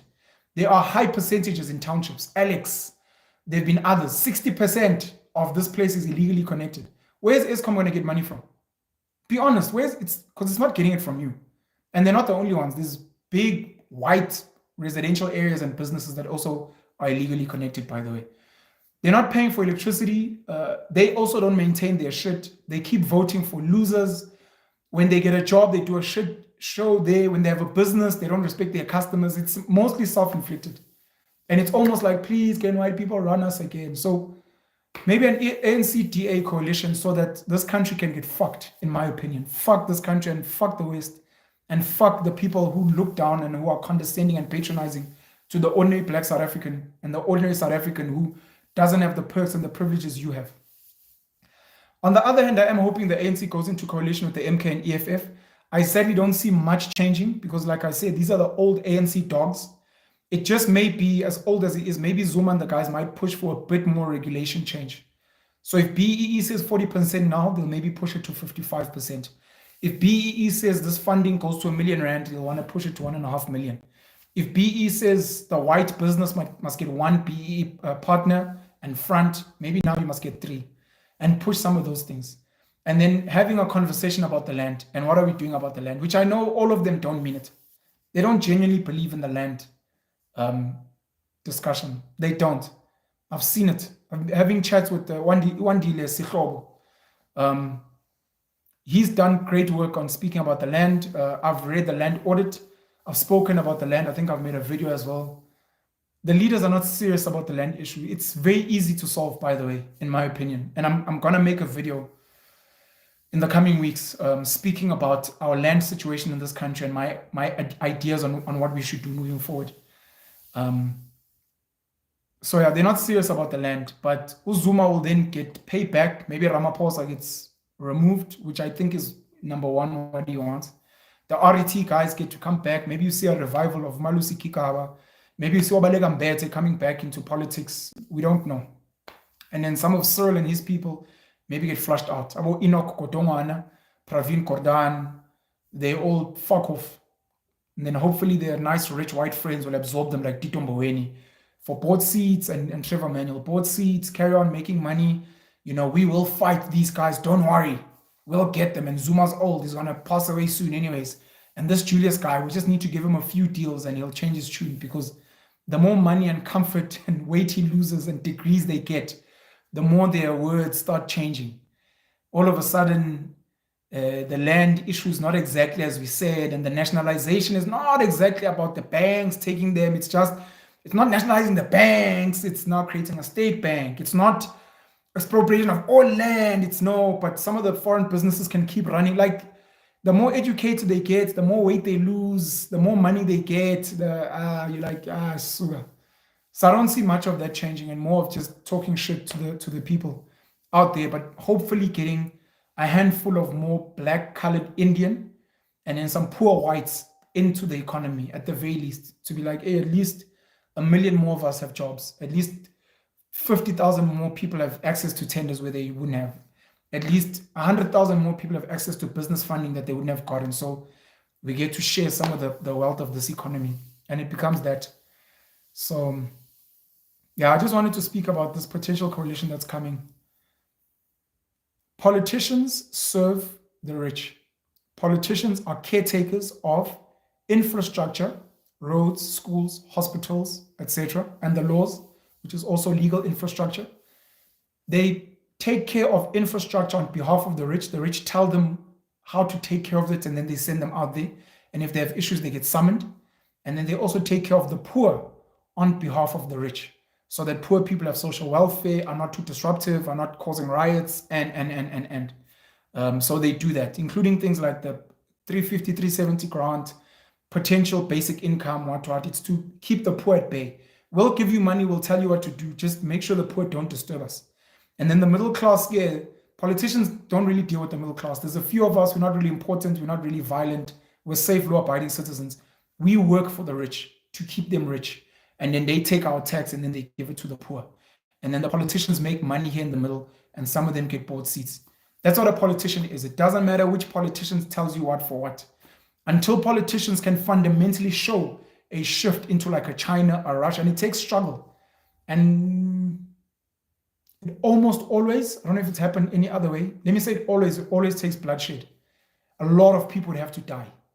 A lot of people would have to die for South Africa to be run by a government similar to a Russia, similar to a China. There was a lot of bloodshed in Zimbabwe, and sadly Mugabe failed. I think Mugabe wanted to build a Russia-China, but the people of Zimbabwe failed him. The most intelligent people in Zimbabwe left Zim with their skills, and sadly Mugabe and the ZANU-PF also treated them funny. It's like clever blacks. So they got shafted out of opportunities to put in idiots to run shit, and idiots fuck shit up, which happens in this country as well. I think even under Zuma's reign, a lot of corruption, a lot of access to the economy. The dumbest idiots got there, and then they took that money. Imagine if I'd gotten money during Zuma's era, and I became a billionaire in tenders, and I was friends with the Guptas and what. Me, with my personality, and if I'd not been tainted, I would have taken money, I'd be funding schools, I would have set up maybe like sports leagues, as an example. I'd be funding black and colored kids in rugby. I'd be setting up seminars. I'd be doing all these dope things because it's me. But when you've got idiots making money, mansions, parties, Bentleys, Rolls Royces, people overseas not building anything because there's no vision. So Mugabe tried and failed, unfortunately. Gaddafi tried and succeeded, and then they had to wipe him out because he got greedy, in inverted commas. He wanted more. He was like, actually, let's have one African currency, one African union, and the West can go fuck itself. And they're like, hey, no, we let this guy get too far. So guys like Zuma and Abu Malima, you want to clip their wings early, because if you give them a little bit of flight, next thing you have a China and a Russia, it becomes difficult to contain. So clip them very, very early.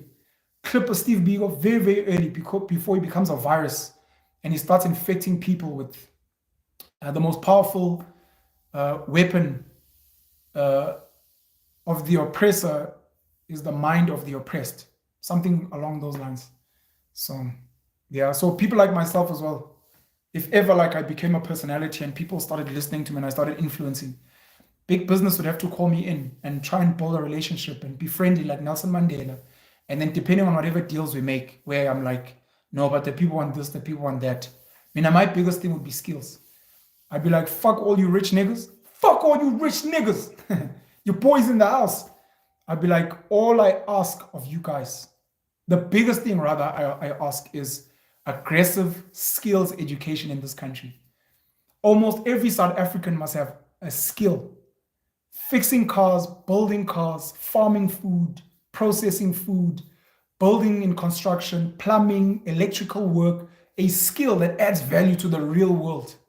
Because I know that once people have skills, even if South Africa kicks them out, they can go make money anywhere. They can have money anywhere and go shit. I mean, it was one of the legacies Mugabe was trying to leave. The best education on the African continent. Unfortunately, it was that hollow education where you have to go and work for some big company. It wasn't aggressive skills. If Mugabe had focused on building commercial farmers and manufacturers, no matter how useless and pap and dumb Zim was, you'd have a country of people that can farm like Afrikaners in Argentina and Australia, and people that can manufacture anything. People like that, it doesn't matter where they go in the world, Baba. They are commodities. The whole world wants them. It's like, oh, the Zimbos have arrived. Fuck, we've been saved. We're going to have gang food, high quality food. We're going to have gang manufactured products. That's what skills is about. That's what Soltech is about. That's what the skills tertiary institution in Orania is about. It's about skills, but we've lost that. That becomes step one. Then step two is like, guys, we've got all these skilled people. You guys want to have to give them access to business or land so that they can work it. All this boy needs is 1 hectare. That's all. Watch the cabbage and spinach is going to spin. Boy's going to be making himself 30,000 rand a month. All that this young lady needs is 2 hectares of land. She's going to put up something brilliant. Tourists are going to come through. People are going to bring their kids. She's making 200,000 rand a month. All that this person needs is 10 hectares of land. 10, 20, 30 hectares of land. All of a sudden, he's set up a beautiful hiking trail. He's built a beautiful water feature there, nice chalets, and now people are coming here to hike, to picnic, to have braais. He's making 300,000 rand a month because they have skills. And a big part of skills is the skill itself and then understanding money next to it. I know how to fix cars, but do I know how to price correct, how to market correct, how to make sure that I make fair value with the skill that I have? Then you've changed South Africa forever. Politics, governance, socialism, communism, Marxism, capitalism. Are you with the West? Are you with BRICS? No, those things come much later when you've got people who have skills and people who have access to opportunities to use those skills. It is not rocket science, but I know that it's done intentionally to miseducate our children to keep them useless. Because a lot of rich people, unfortunately, have really, really useless children. A lot of rich people, black, white, Indian, colored, Chinese, doesn't matter. And they know that if their kids had to compete fairly, their kids would get nowhere. Good example of this is sports. There's certain people who are wealthy, they own huge football clubs, rugby clubs. Their kids would never sniff it in the starting lineup. So the best thing they do is they position their kids somewhere. Now that's just playing on the field. Now imagine if they had to be merit in terms of coaching, merit in terms of management. Their kids would be nowhere. They would lose tomorrow. It's like, hey, you remember Obaba used to own what? Oh, but then there was this boy that came up and he competed with the son and he took over. Tribal leadership. If some of us had to go and compete with the king of the Zulus, some of the Xhosa kings, the king of the Royal Bafokeng, the kings there, and we had to compete on merit, they would lose their kingdoms tomorrow. But people preserve this thing because they're like, no, I know my kids are kind of weak and useless. So let's make sure that the subjects here don't really know what's going on and don't have skills so they can't overthrow them. I swear. It's lame. But yeah, man, let's keep pushing for this country. Need to carry on with my day. And see what's going on. Oof, 1 hour 22. Do I want to read your comments? Oof. Dineo Sifadi, I think. Thank you for your donation. Guys, please donate to me if you can. Super thanks. I truly appreciate it. If you can become a paying member, I appreciate it. As I said, I'm going to put the link to penalism.com in the description in the comments. I'm hoping to make it easier for people to contribute to the work that I'm doing. And as I raise funding, I'm going to be making some of these videos, letting you guys know what I'm doing with some of your money so that you know that your money is working, and take pictures and take videos so that you can be like, oh shit, my 50 Rand went to that soccer clinic on that day. Oh snap, my 100 Rand went to buying seeds for this community. Or, you know, it's just my bit at contributing to this world that we live in. Penalism community branches. Who's this? Tyrone Nibe. I think Nibe. Tyrone, thank you so much. I see you've joined as a member. Tyrone also donated. Thank you so much. Love your stuff, Pen. What are your thoughts on Bosa and Musi Maimani? I'll speak about some of the other political parties at some point. Like I said, I'm kind of tired of political content and I'm trying to wean myself off. Ola Lugwe. I see you've also become a paying member. Thank you so much. I appreciate it. Let's see here. I already gave a shout out to Dineo. Coco Dineo. Like I said, please go check out the latest panel show where I'm with Dr. Chaba Mape. I think it's pretty dope. We cover quite a few things there as well. Robin Walton's essay has gone native. End of story. Red line, screw that. I don't trust Zuma or the EFF. Iron Kitten 83, land reform, I think they were trying to say. Let's see here. Red line, DA is the best. Global news, this is the end of BEE. Does it right. Peace be upon the West. With respect, they must leave us alone. They want to commercialize drinking water in South Africa. They must leave us alone in peace. South Africa should not entertain them. Growing daily with JD. Government's monetary policy is not good. Red line, I'm colored and voted for the DA. See, I'm going to skip a lot of your comments and just pick, because sometimes it goes too wild when I try and be inclusive of everyone's comments. I apologize for that. Zari, we have smart people in this country, correct, who are capable. We need them placed in the right direction to build this country for all South Africans. Alex Muya, capital takes flight out and will take flight back. Capital must not dictate. The people/government must dictate to capital. Besides, capital works for itself and not for the people or the government. Enigma, I don't trust the MK party. If Zuma passed tomorrow, who is the MK party? Very good question.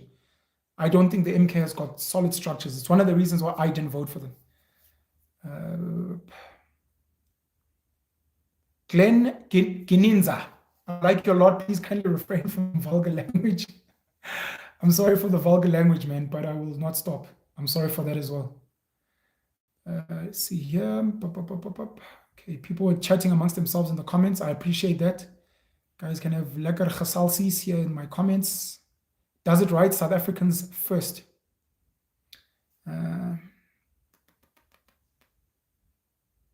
Okay, CK Kamingza, I think.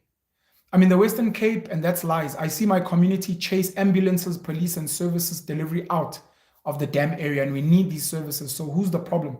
Don't say the Western Cape doesn't work. Growing daily with JD, I think South Africa must exit BRICS. Red line, Western Cape is the cleanest province in South Africa. The others look like shit.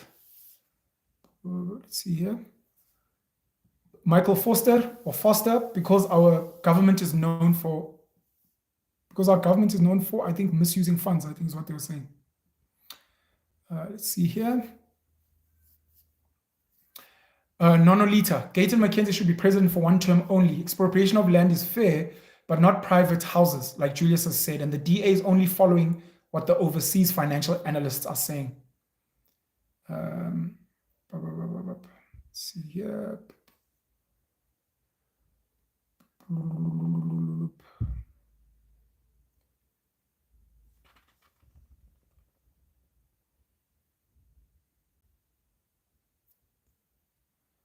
Okay.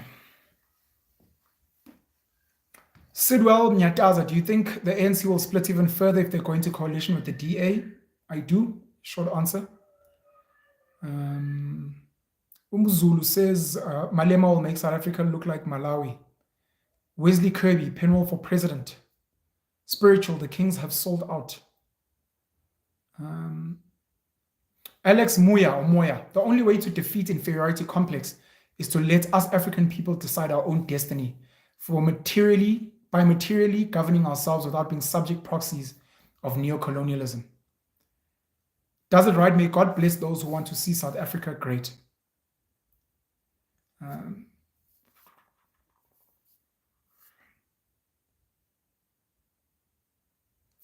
Bright Malulege, physical and spiritual protection, Penwell. They hear you and they will want to stop you. Mostly your own people. Protect yourself for us.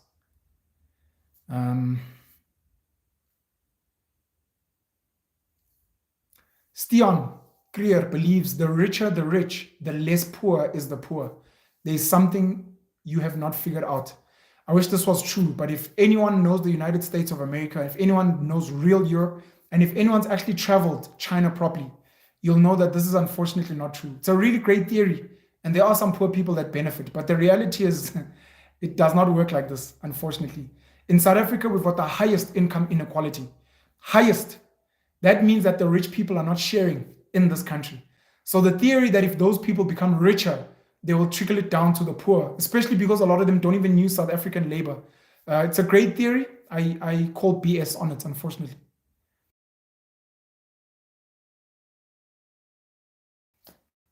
Only former ANC members took down the ANC numbers. Former, I guess, is Julius and Zuma. The black is still largely within black parties, just as the DA is largely white. So let's not criticize MK votes to be tribalistic, given the history.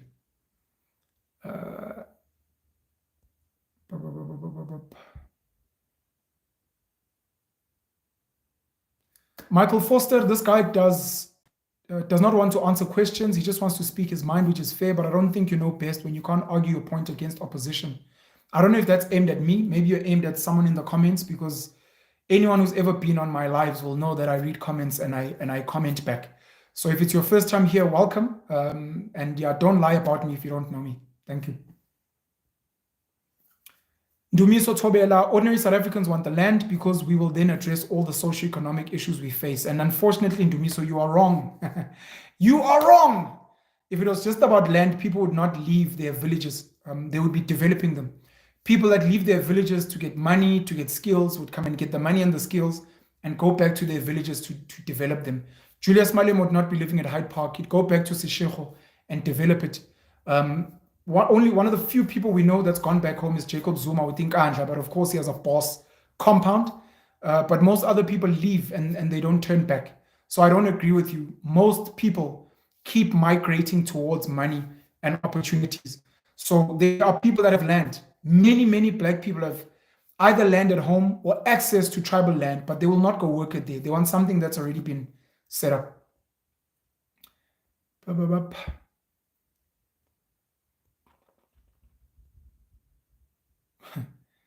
These are inflammatory comments. Redline, it's been 30 years, move on. Jeez. Go tell that to the Jews. Go tell them to move on. Move on. Go tell Afrikaans people as well, move on. Just because people don't like you, just move on. Hey, cannot say something like that, man. That's wrong.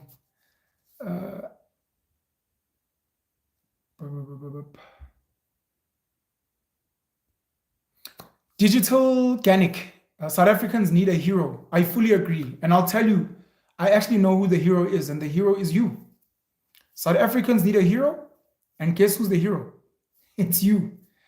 Your family is waiting for you. Your community is waiting for you.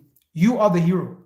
Just have to get up, walk around your neighborhood, pick up litter, go buy dustbins and make sure people put in litter in their bins, set up a WhatsApp group, go around your community, get people in your community to join the WhatsApp group, raise issues there, raise funding there, find out which businesses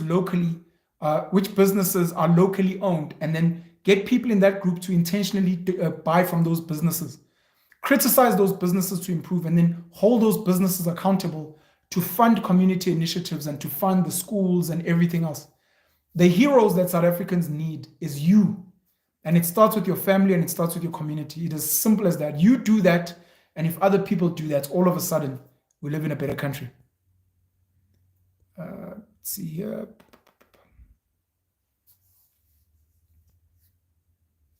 Alex Moya, or Moya. The biggest hindrance to real progress is the fear of the unknown and what is called uncharted waters when life itself is full of that. What we need is action, like the Nike motto, just do it. See here. Brian says ordinary people do want land desperately. Unfortunately, Brian, I disagree with you as well. I can tell you now, 15% of this land in this country is owned under tribal leadership. 15% of the land is under state leadership. If you want land, you can actually get it. People want specific land in specific places, and that's where it becomes a problem. Not just land for the sake of land.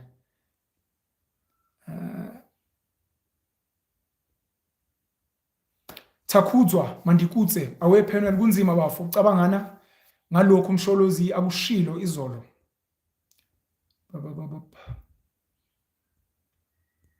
Yeah. Musa Mnguni, the issue about this country is we all don't have each other's interests at heart, and that's correct. And that's why we need to kind of split on ideology, even if we work together in certain aspects. But you must know that certain people stand for certain things, and we must stop this fake South African unity and fake rainbow nation. It's not real, and it's not true, and it's exposed every now and then.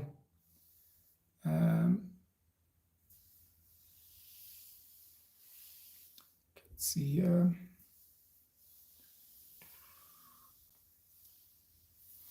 United Colors of Africa, Penal, I really respect you, but for you to say you're not interested in getting the land is sad. Maybe if you're okay in life and have your own land, scores of our people don't. And Umhlaba is everything to us. So I never said I don't want land. I don't know when I said that. I said we need to have a real conversation about the land issue and how we want to structure it. But the idea that I need land and I don't have it, said someone who lives in a squatter camp just outside a city. And then when you find out their families actually from rural Limpopo, their families from rural KZN, rural Eastern Cape, rural Free State, you're like, but you ran away from land. So trust. This conversation is not, I know there's propaganda on both sides, but it's not like that. And it is nuanced. There are people that definitely need land. There are people that are kept from certain types of land. And we need to have a more robust engagement about that.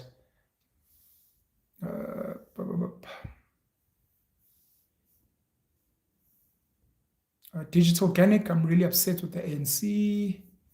Mimi Askeu, I hate the ANC with a passion and I'm not ashamed of saying that. Bloody sellouts. Hectic.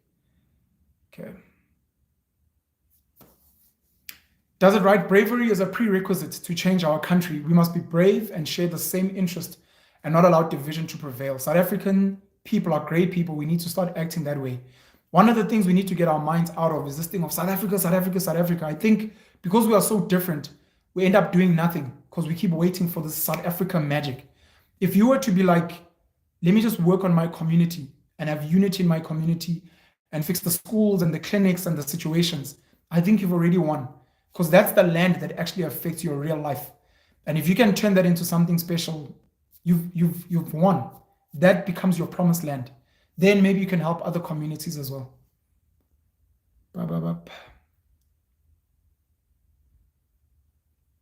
United Colors of Africa, if there's anybody who messed things up for the African child, it was that Mandela and the likes. We're to stop blaming Zuma so much. Like I said, I blame the entire ANC, but I also said that Black people must hold themselves personally accountable. Look at who you vote for, look at where you spend your money, look at who you're working for, and look at your own work in your community. It comes back to you, and most people struggle to take that accountability.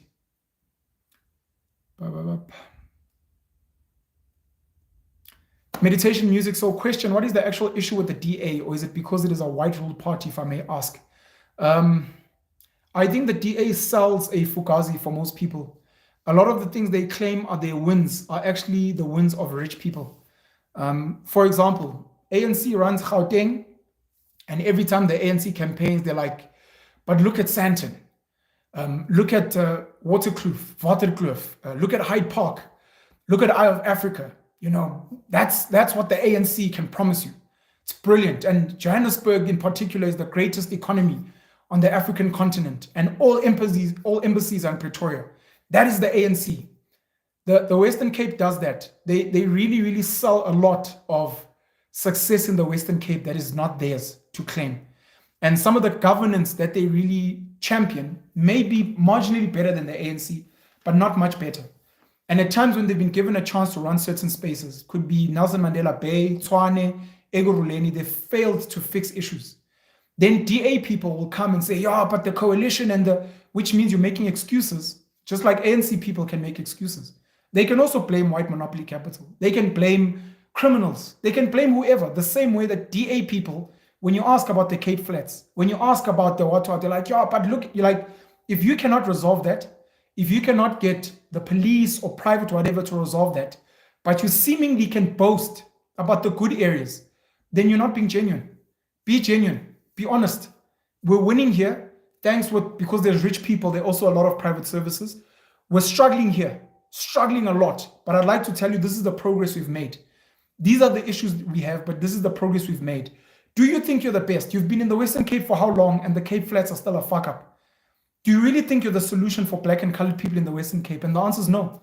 I did say that I'm not aware of like a chunk of well-off Black and colored people in the Western Cape, which means there isn't even economic transformation there. There's a lot of closing people out. And I can tell, even speaking to white people in the Western Cape, that they have cliques. There are certain cliques that you kind of can't get into.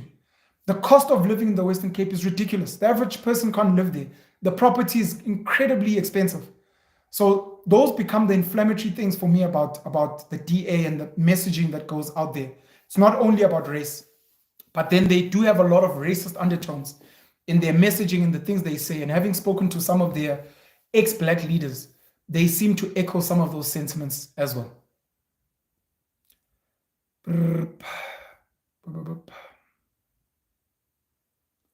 See here, Nozipo Kumete, why are you so vulgar? Guess I'm just a vulgar dude. I'm sorry. I was raised on hip hop and Tupac, man. Blame Tupac. Ndumiso Tobela, most of our problems are self-inflicted, question mark. That's very privileged of you, Penwell. It's fine. You can call me privileged. But again, my privilege comes from parents who didn't have privilege. So our privilege has been earned. And every other black person who comes from the exact same, and I'm telling you about my parents' siblings who are still in the villages, in the townships, raised with the same kids in the same house. Uti, where did you fail, Baba? You have to take accountability. And as long as black people in this country refuse to take accountability for who they vote for, who they buy from, who they work for, they deserve whatever suffering they get. That's from me now. I'm telling you now, as long as black people in this country refuse to take accountability, as long as you are illegally connecting electricity and then we have load shedding and you're like, hi, Baba. You, again, vulgar language and what, you can go fuck yourself with that. You are illegally connected, you don't pay for electricity, and then you wake up the next morning and you complain about load shedding. You must be medically insane. You must be crazy. So yes, you can call me privileged. It's fine. I'll take it. My parents have put in the work because I don't come from apartheid and what. I can't be like, bro, look, I wasn't there during that time. You know, we weren't there. It's a different time. I'm black. We come from black struggle like everybody else. Malema is privileged now coming from black struggle. And I'm telling you now, the biggest issue that black people have, the biggest enemy they have is facing them in the mirror. Simple. See here. Michael Shine. Oh, okay. I'm both Zimbabwean and South African. The land needs to be shared correctly. South Africa is a ticking time bomb. Luvuyo Samgelo. It's insane how Gaten is still associated with his criminal past. So even people change and reform, we should still call them gangsters. And this is a very dangerous, it's a very dangerous way to go about engaging people. If you will, so Gaten was caught for his crimes. Very important. Caught. Committed crimes. He was a fucking virus in society. Horrible. He was caught for his crimes, and he was jailed. And our understanding of jail is it is punishment and it is rehabilitation. We've kind of all agreed that that's the punishment we accept. We didn't ask him to be killed. We don't have a death penalty. He's calling for the death penalty. We didn't ask him to become a slave and have slave labor. That was the punishment we all kind of agreed on. He served his time. And from what we've seen, he's rehabilitated. He came out. He wrote a book. He became a speaker. He got into business. And today he's getting into politics. If people are going to keep holding on to that, he was a criminal, as if he's never paid his dues. He's never rehabilitated. He's never created jobs. That means there's something wrong with human beings. Number one, I hope you're not Christian when you're judging Gaten McKenzie, because then you're not a Christian, you're a fake Christian. Because Christianity is all about repenting and forgiveness. That's what Christianity is about. If you're criticizing Gaten for his past, you're not a Christian, you're probably not even Muslim. Literally, your morals are fucked, essentially. Number one. Number two, it means, according to you, Gaten should never get a chance at anything. Do you know what that does in society?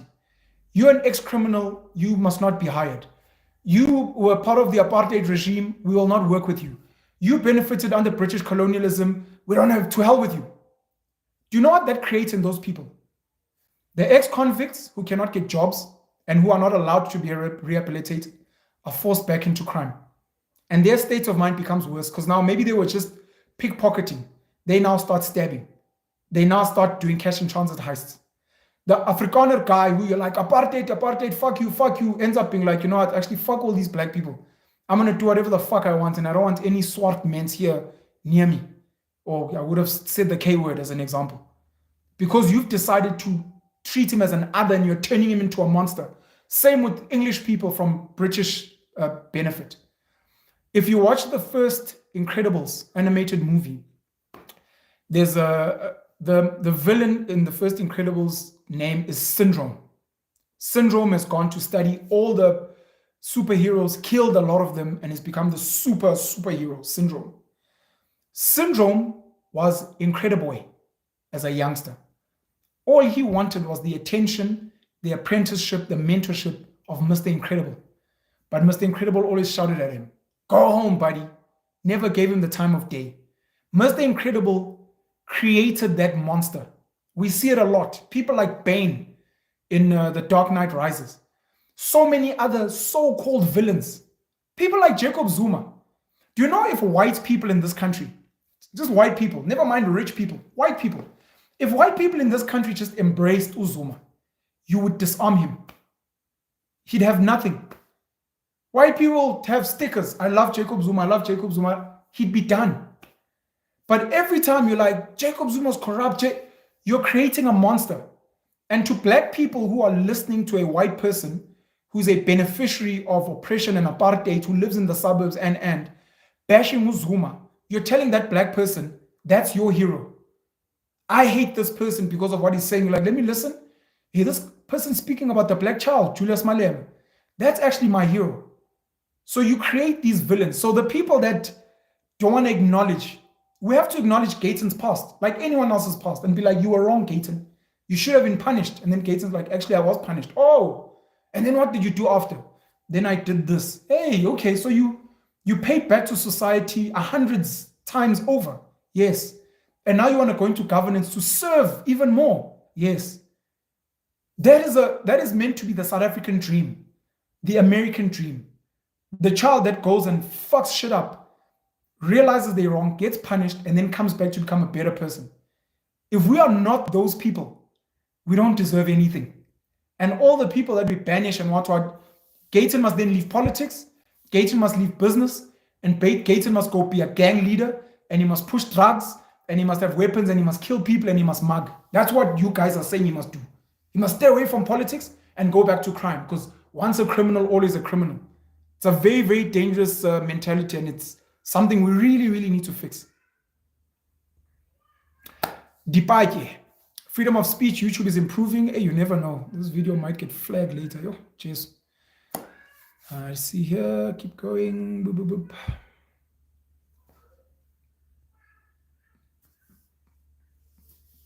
Olalugwe.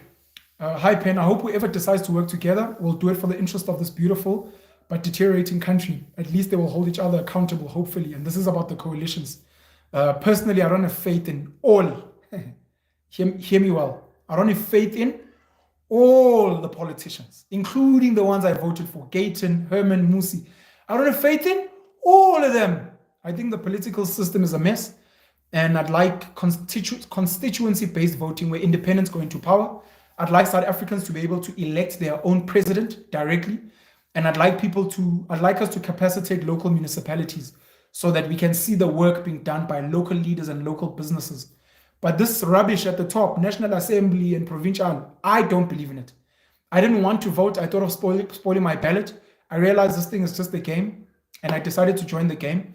I love Gayton McKenzie. I respect Ubaba Herman Mashaba. I think Musi Maimane tries really hard to be a good ethical leader. I'm a huge fan of Msholozi Jacob Zuma. But from a political perspective and governance, I don't believe in all of them. All of them. See here. Obey Sedgefield, Gemma Garden Route. Salute to your mom. That's Koko Mamsi to my kids. She has that calling. Salute.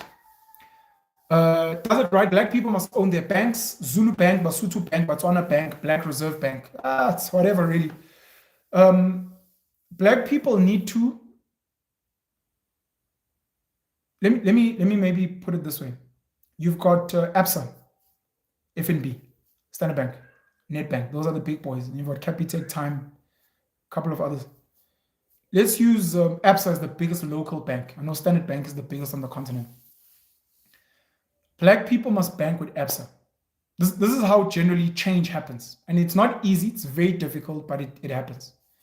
Black people must bank with ABSA. Black people must work for ABSA, which is currently happening. A lot of ABSA's employees, most by far, are black people. Black people must buy shares in ABSA so that black people become the majority shareholders of ABSA. And in that, they must take over the non-executive board, then they must take over the executive board. And once they've done that, they must then begin changing the policies of the bank to ensure that funding goes out to the right people. You make sure that you're educating ordinary black business people so that they know how to gain access to funding with ABSA. That's how it's done. Most people want to snap their fingers and a quick fix. We'll give you a Zulu Bank, Itala. We'll give you a vendor bank, VBS. We'll give you whatever you want. But if you're not financially literate, if you don't have the right people working there, buying shares there, being on the board, it's not going to work. I've heard Tito Mboweni, I've heard the EFF, I've heard Umkhonto weSizwe speaking about a state bank. Post Bank, which has been destroyed now, was a state bank. You needed South Africans to bank with Post Bank. Once Post Bank has enough money, as has happened with Capitec, they now can then expand the mandate of what they can offer.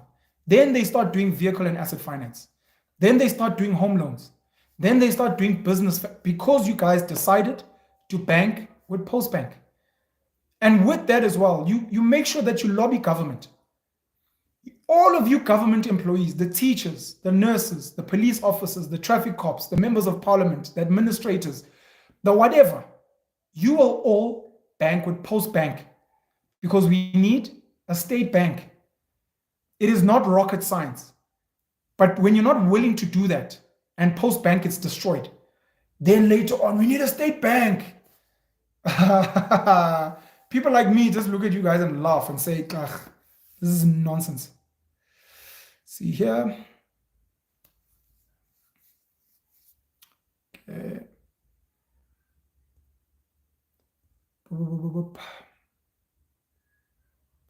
Redline, most of us colored and Indians have moved on. Redline, I think maybe speak for yourself. I don't know if you're responding to someone else, but this is not true. I have a lot of colored and Indian friends. I travel the country extensively. And I can tell you now, colored and Indian people have not moved on. What Indian people are good at, especially the Muslims, is they focus on business. But if you ask them about politics and what, they'll tell you exactly how they feel about white people, about what, and what. And look, they believe in good governance. That's why a lot of them vote for the DA. They believe they're better at governance, even if they may not like white people. They may not even like black people, but they might vote for maybe an ANC or even an MK or an EFF. They have not moved on. They're just trying to make do with what they have. Coloreds are very, very close to blacks. They are fucked. And it's beautiful that they now are having a voice in the PA, the Triple C, the NCC. It's like, but we've become the forgotten children of this country. The mix of black and white. Don't forget us, the Brainos. Don't forget us, the colors. So colors have not moved on, and a lot of them are not involved in the economy of this country. A lot of them are overlooked, even in BEE deals. And they're angry and they're sad. And some of them numb their pain with drugs, alcohol, etc. So Redline, maybe you're speaking for yourself, but I can tell you now in my personal experience and from what I've seen in the country, most colored and Indian people have not moved on. They would like a different type of country where they also get treated fairly and with respect and have access to the wealth of this country. Does it right? We need an African stock exchange. Well, we have the Johannesburg Stock Exchange. It can just get bigger and maybe work with some of the others on the continent. Tabang Khabung, shout out to the super chats. Thank you so much. Again, thank you to everyone who's donated money. If you have a little bit of money, please hit me with a super chat. Please donate, etc., etc. I appreciate it, and I appreciate you.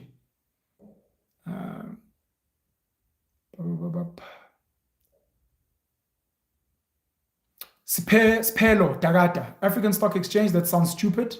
If the African Stock Exchange sounds stupid, then the Johannesburg Stock Exchange sounds stupid. A stock exchange is just a platform for companies to raise funding, if you didn't know. That's all it is. A company goes to list so that people can buy shares, and then the company collects that money and they use it for business. Companies normally go in and list because they've exhausted their debt funding from banks and other spaces. Now, in exchange or as part of raising funding through equity is the idea that you have to meet certain compliance, is the idea that your company now becomes a bigger brand because now it gets blasted out there, etc., etc., and it attracts certain talents, it attracts certain business opportunities because you are a listed entity. So to say an African stock exchange is a stupid idea doesn't really make sense to me.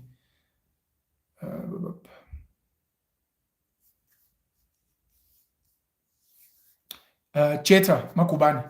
Even as you speak, Pen, there are people too caught up in silly verbal squabbles instead of realizing that as a country, we are shooting ourselves in the foot because we can't band together. That's true. And all I'm asking, don't band together. I'm not asking for that. I'm asking just fix your community. That's all. Get everyone to fix their family, fix their community, trust. If we inspire that to happen, it'll be like magic. I see the same thing happening with our rugby, by the way, for people that maybe don't follow rugby. The Springboks are not brilliant by accident.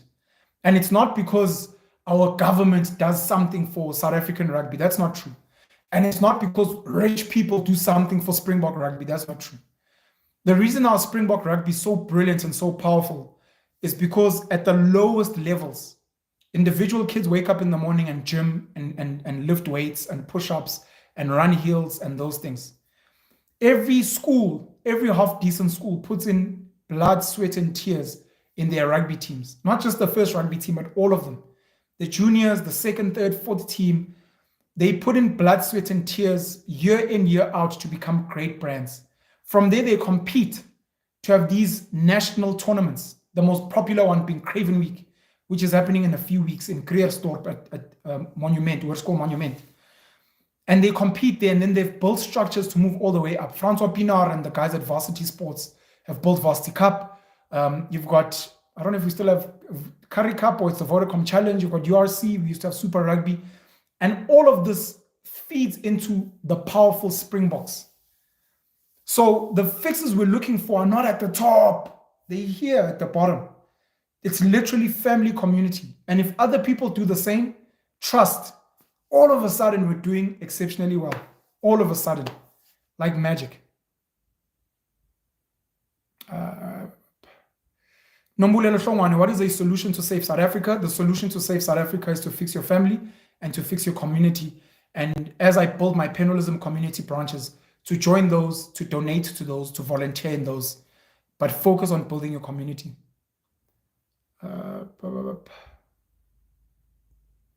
Lavender blue, local is lekker.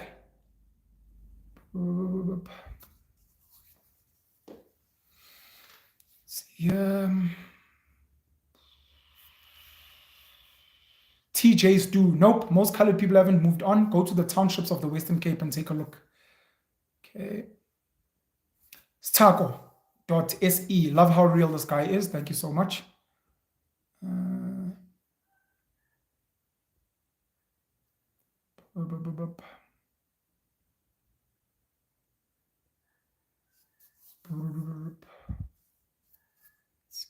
United Colors of Africa. I love your show. What today? I won't lie.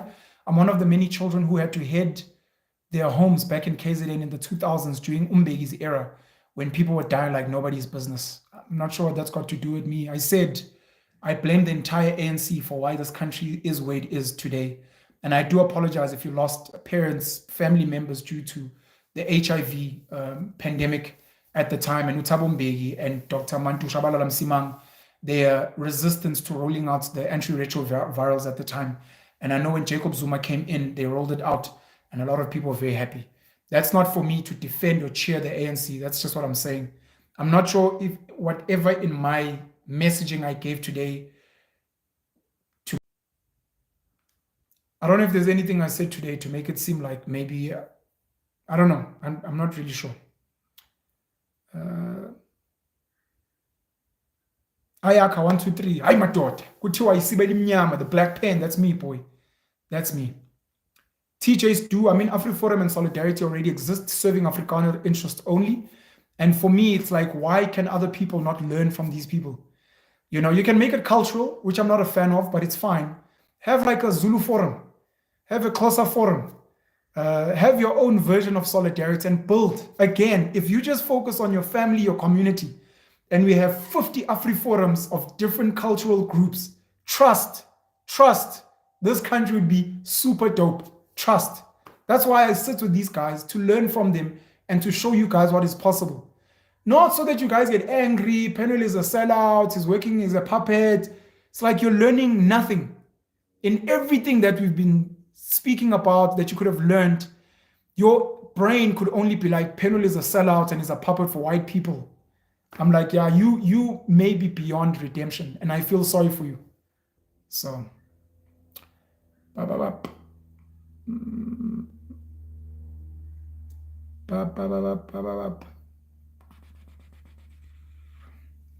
see here.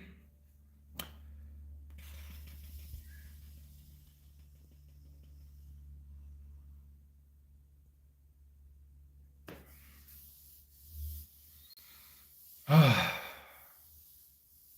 was going to read this comment, but okay, let me read it.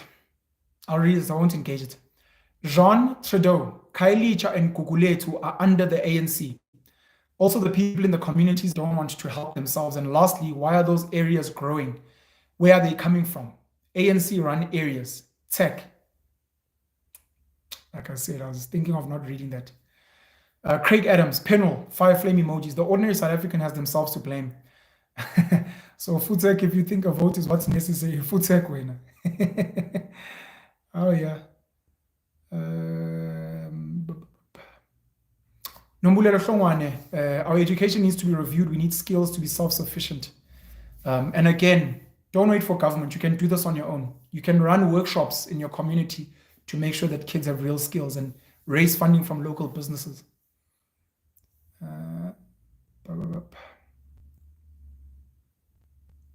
Okay. Okay. I think I'm tired of reading. Blah, blah, blah, blah, blah. NVT, stop gang violence, stop one mother, single households. Fully agreed with that. Need to stop those things. Gray A, I see you. Someone that normally comes on my live. Rude boy, I see you as well. These are my regular viewers. Okay. Okay. Snetemba Ngundana, the middle class statement that you made, and they give that sign of exe, Wishayekona depenzo. Okay.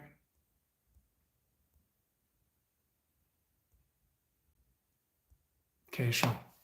For the record, for people that are new here, I don't read comments that are like unnecessarily negative. I do read comments that are constructive criticism. If you think I'm wrong, if you disagree, that's fine. But where you're swearing at me, saying unnecessary things, I don't read them. So if you come here for that, hopefully the other people will read and maybe comment. I unfortunately won't. Otherwise, have a great and blessed day. Let's get to work. Let's focus. Let's work in our families. Let's work in our communities to build a better space where we are. Go visit my website, www.penwellism.com. Let's get to work. I'm out.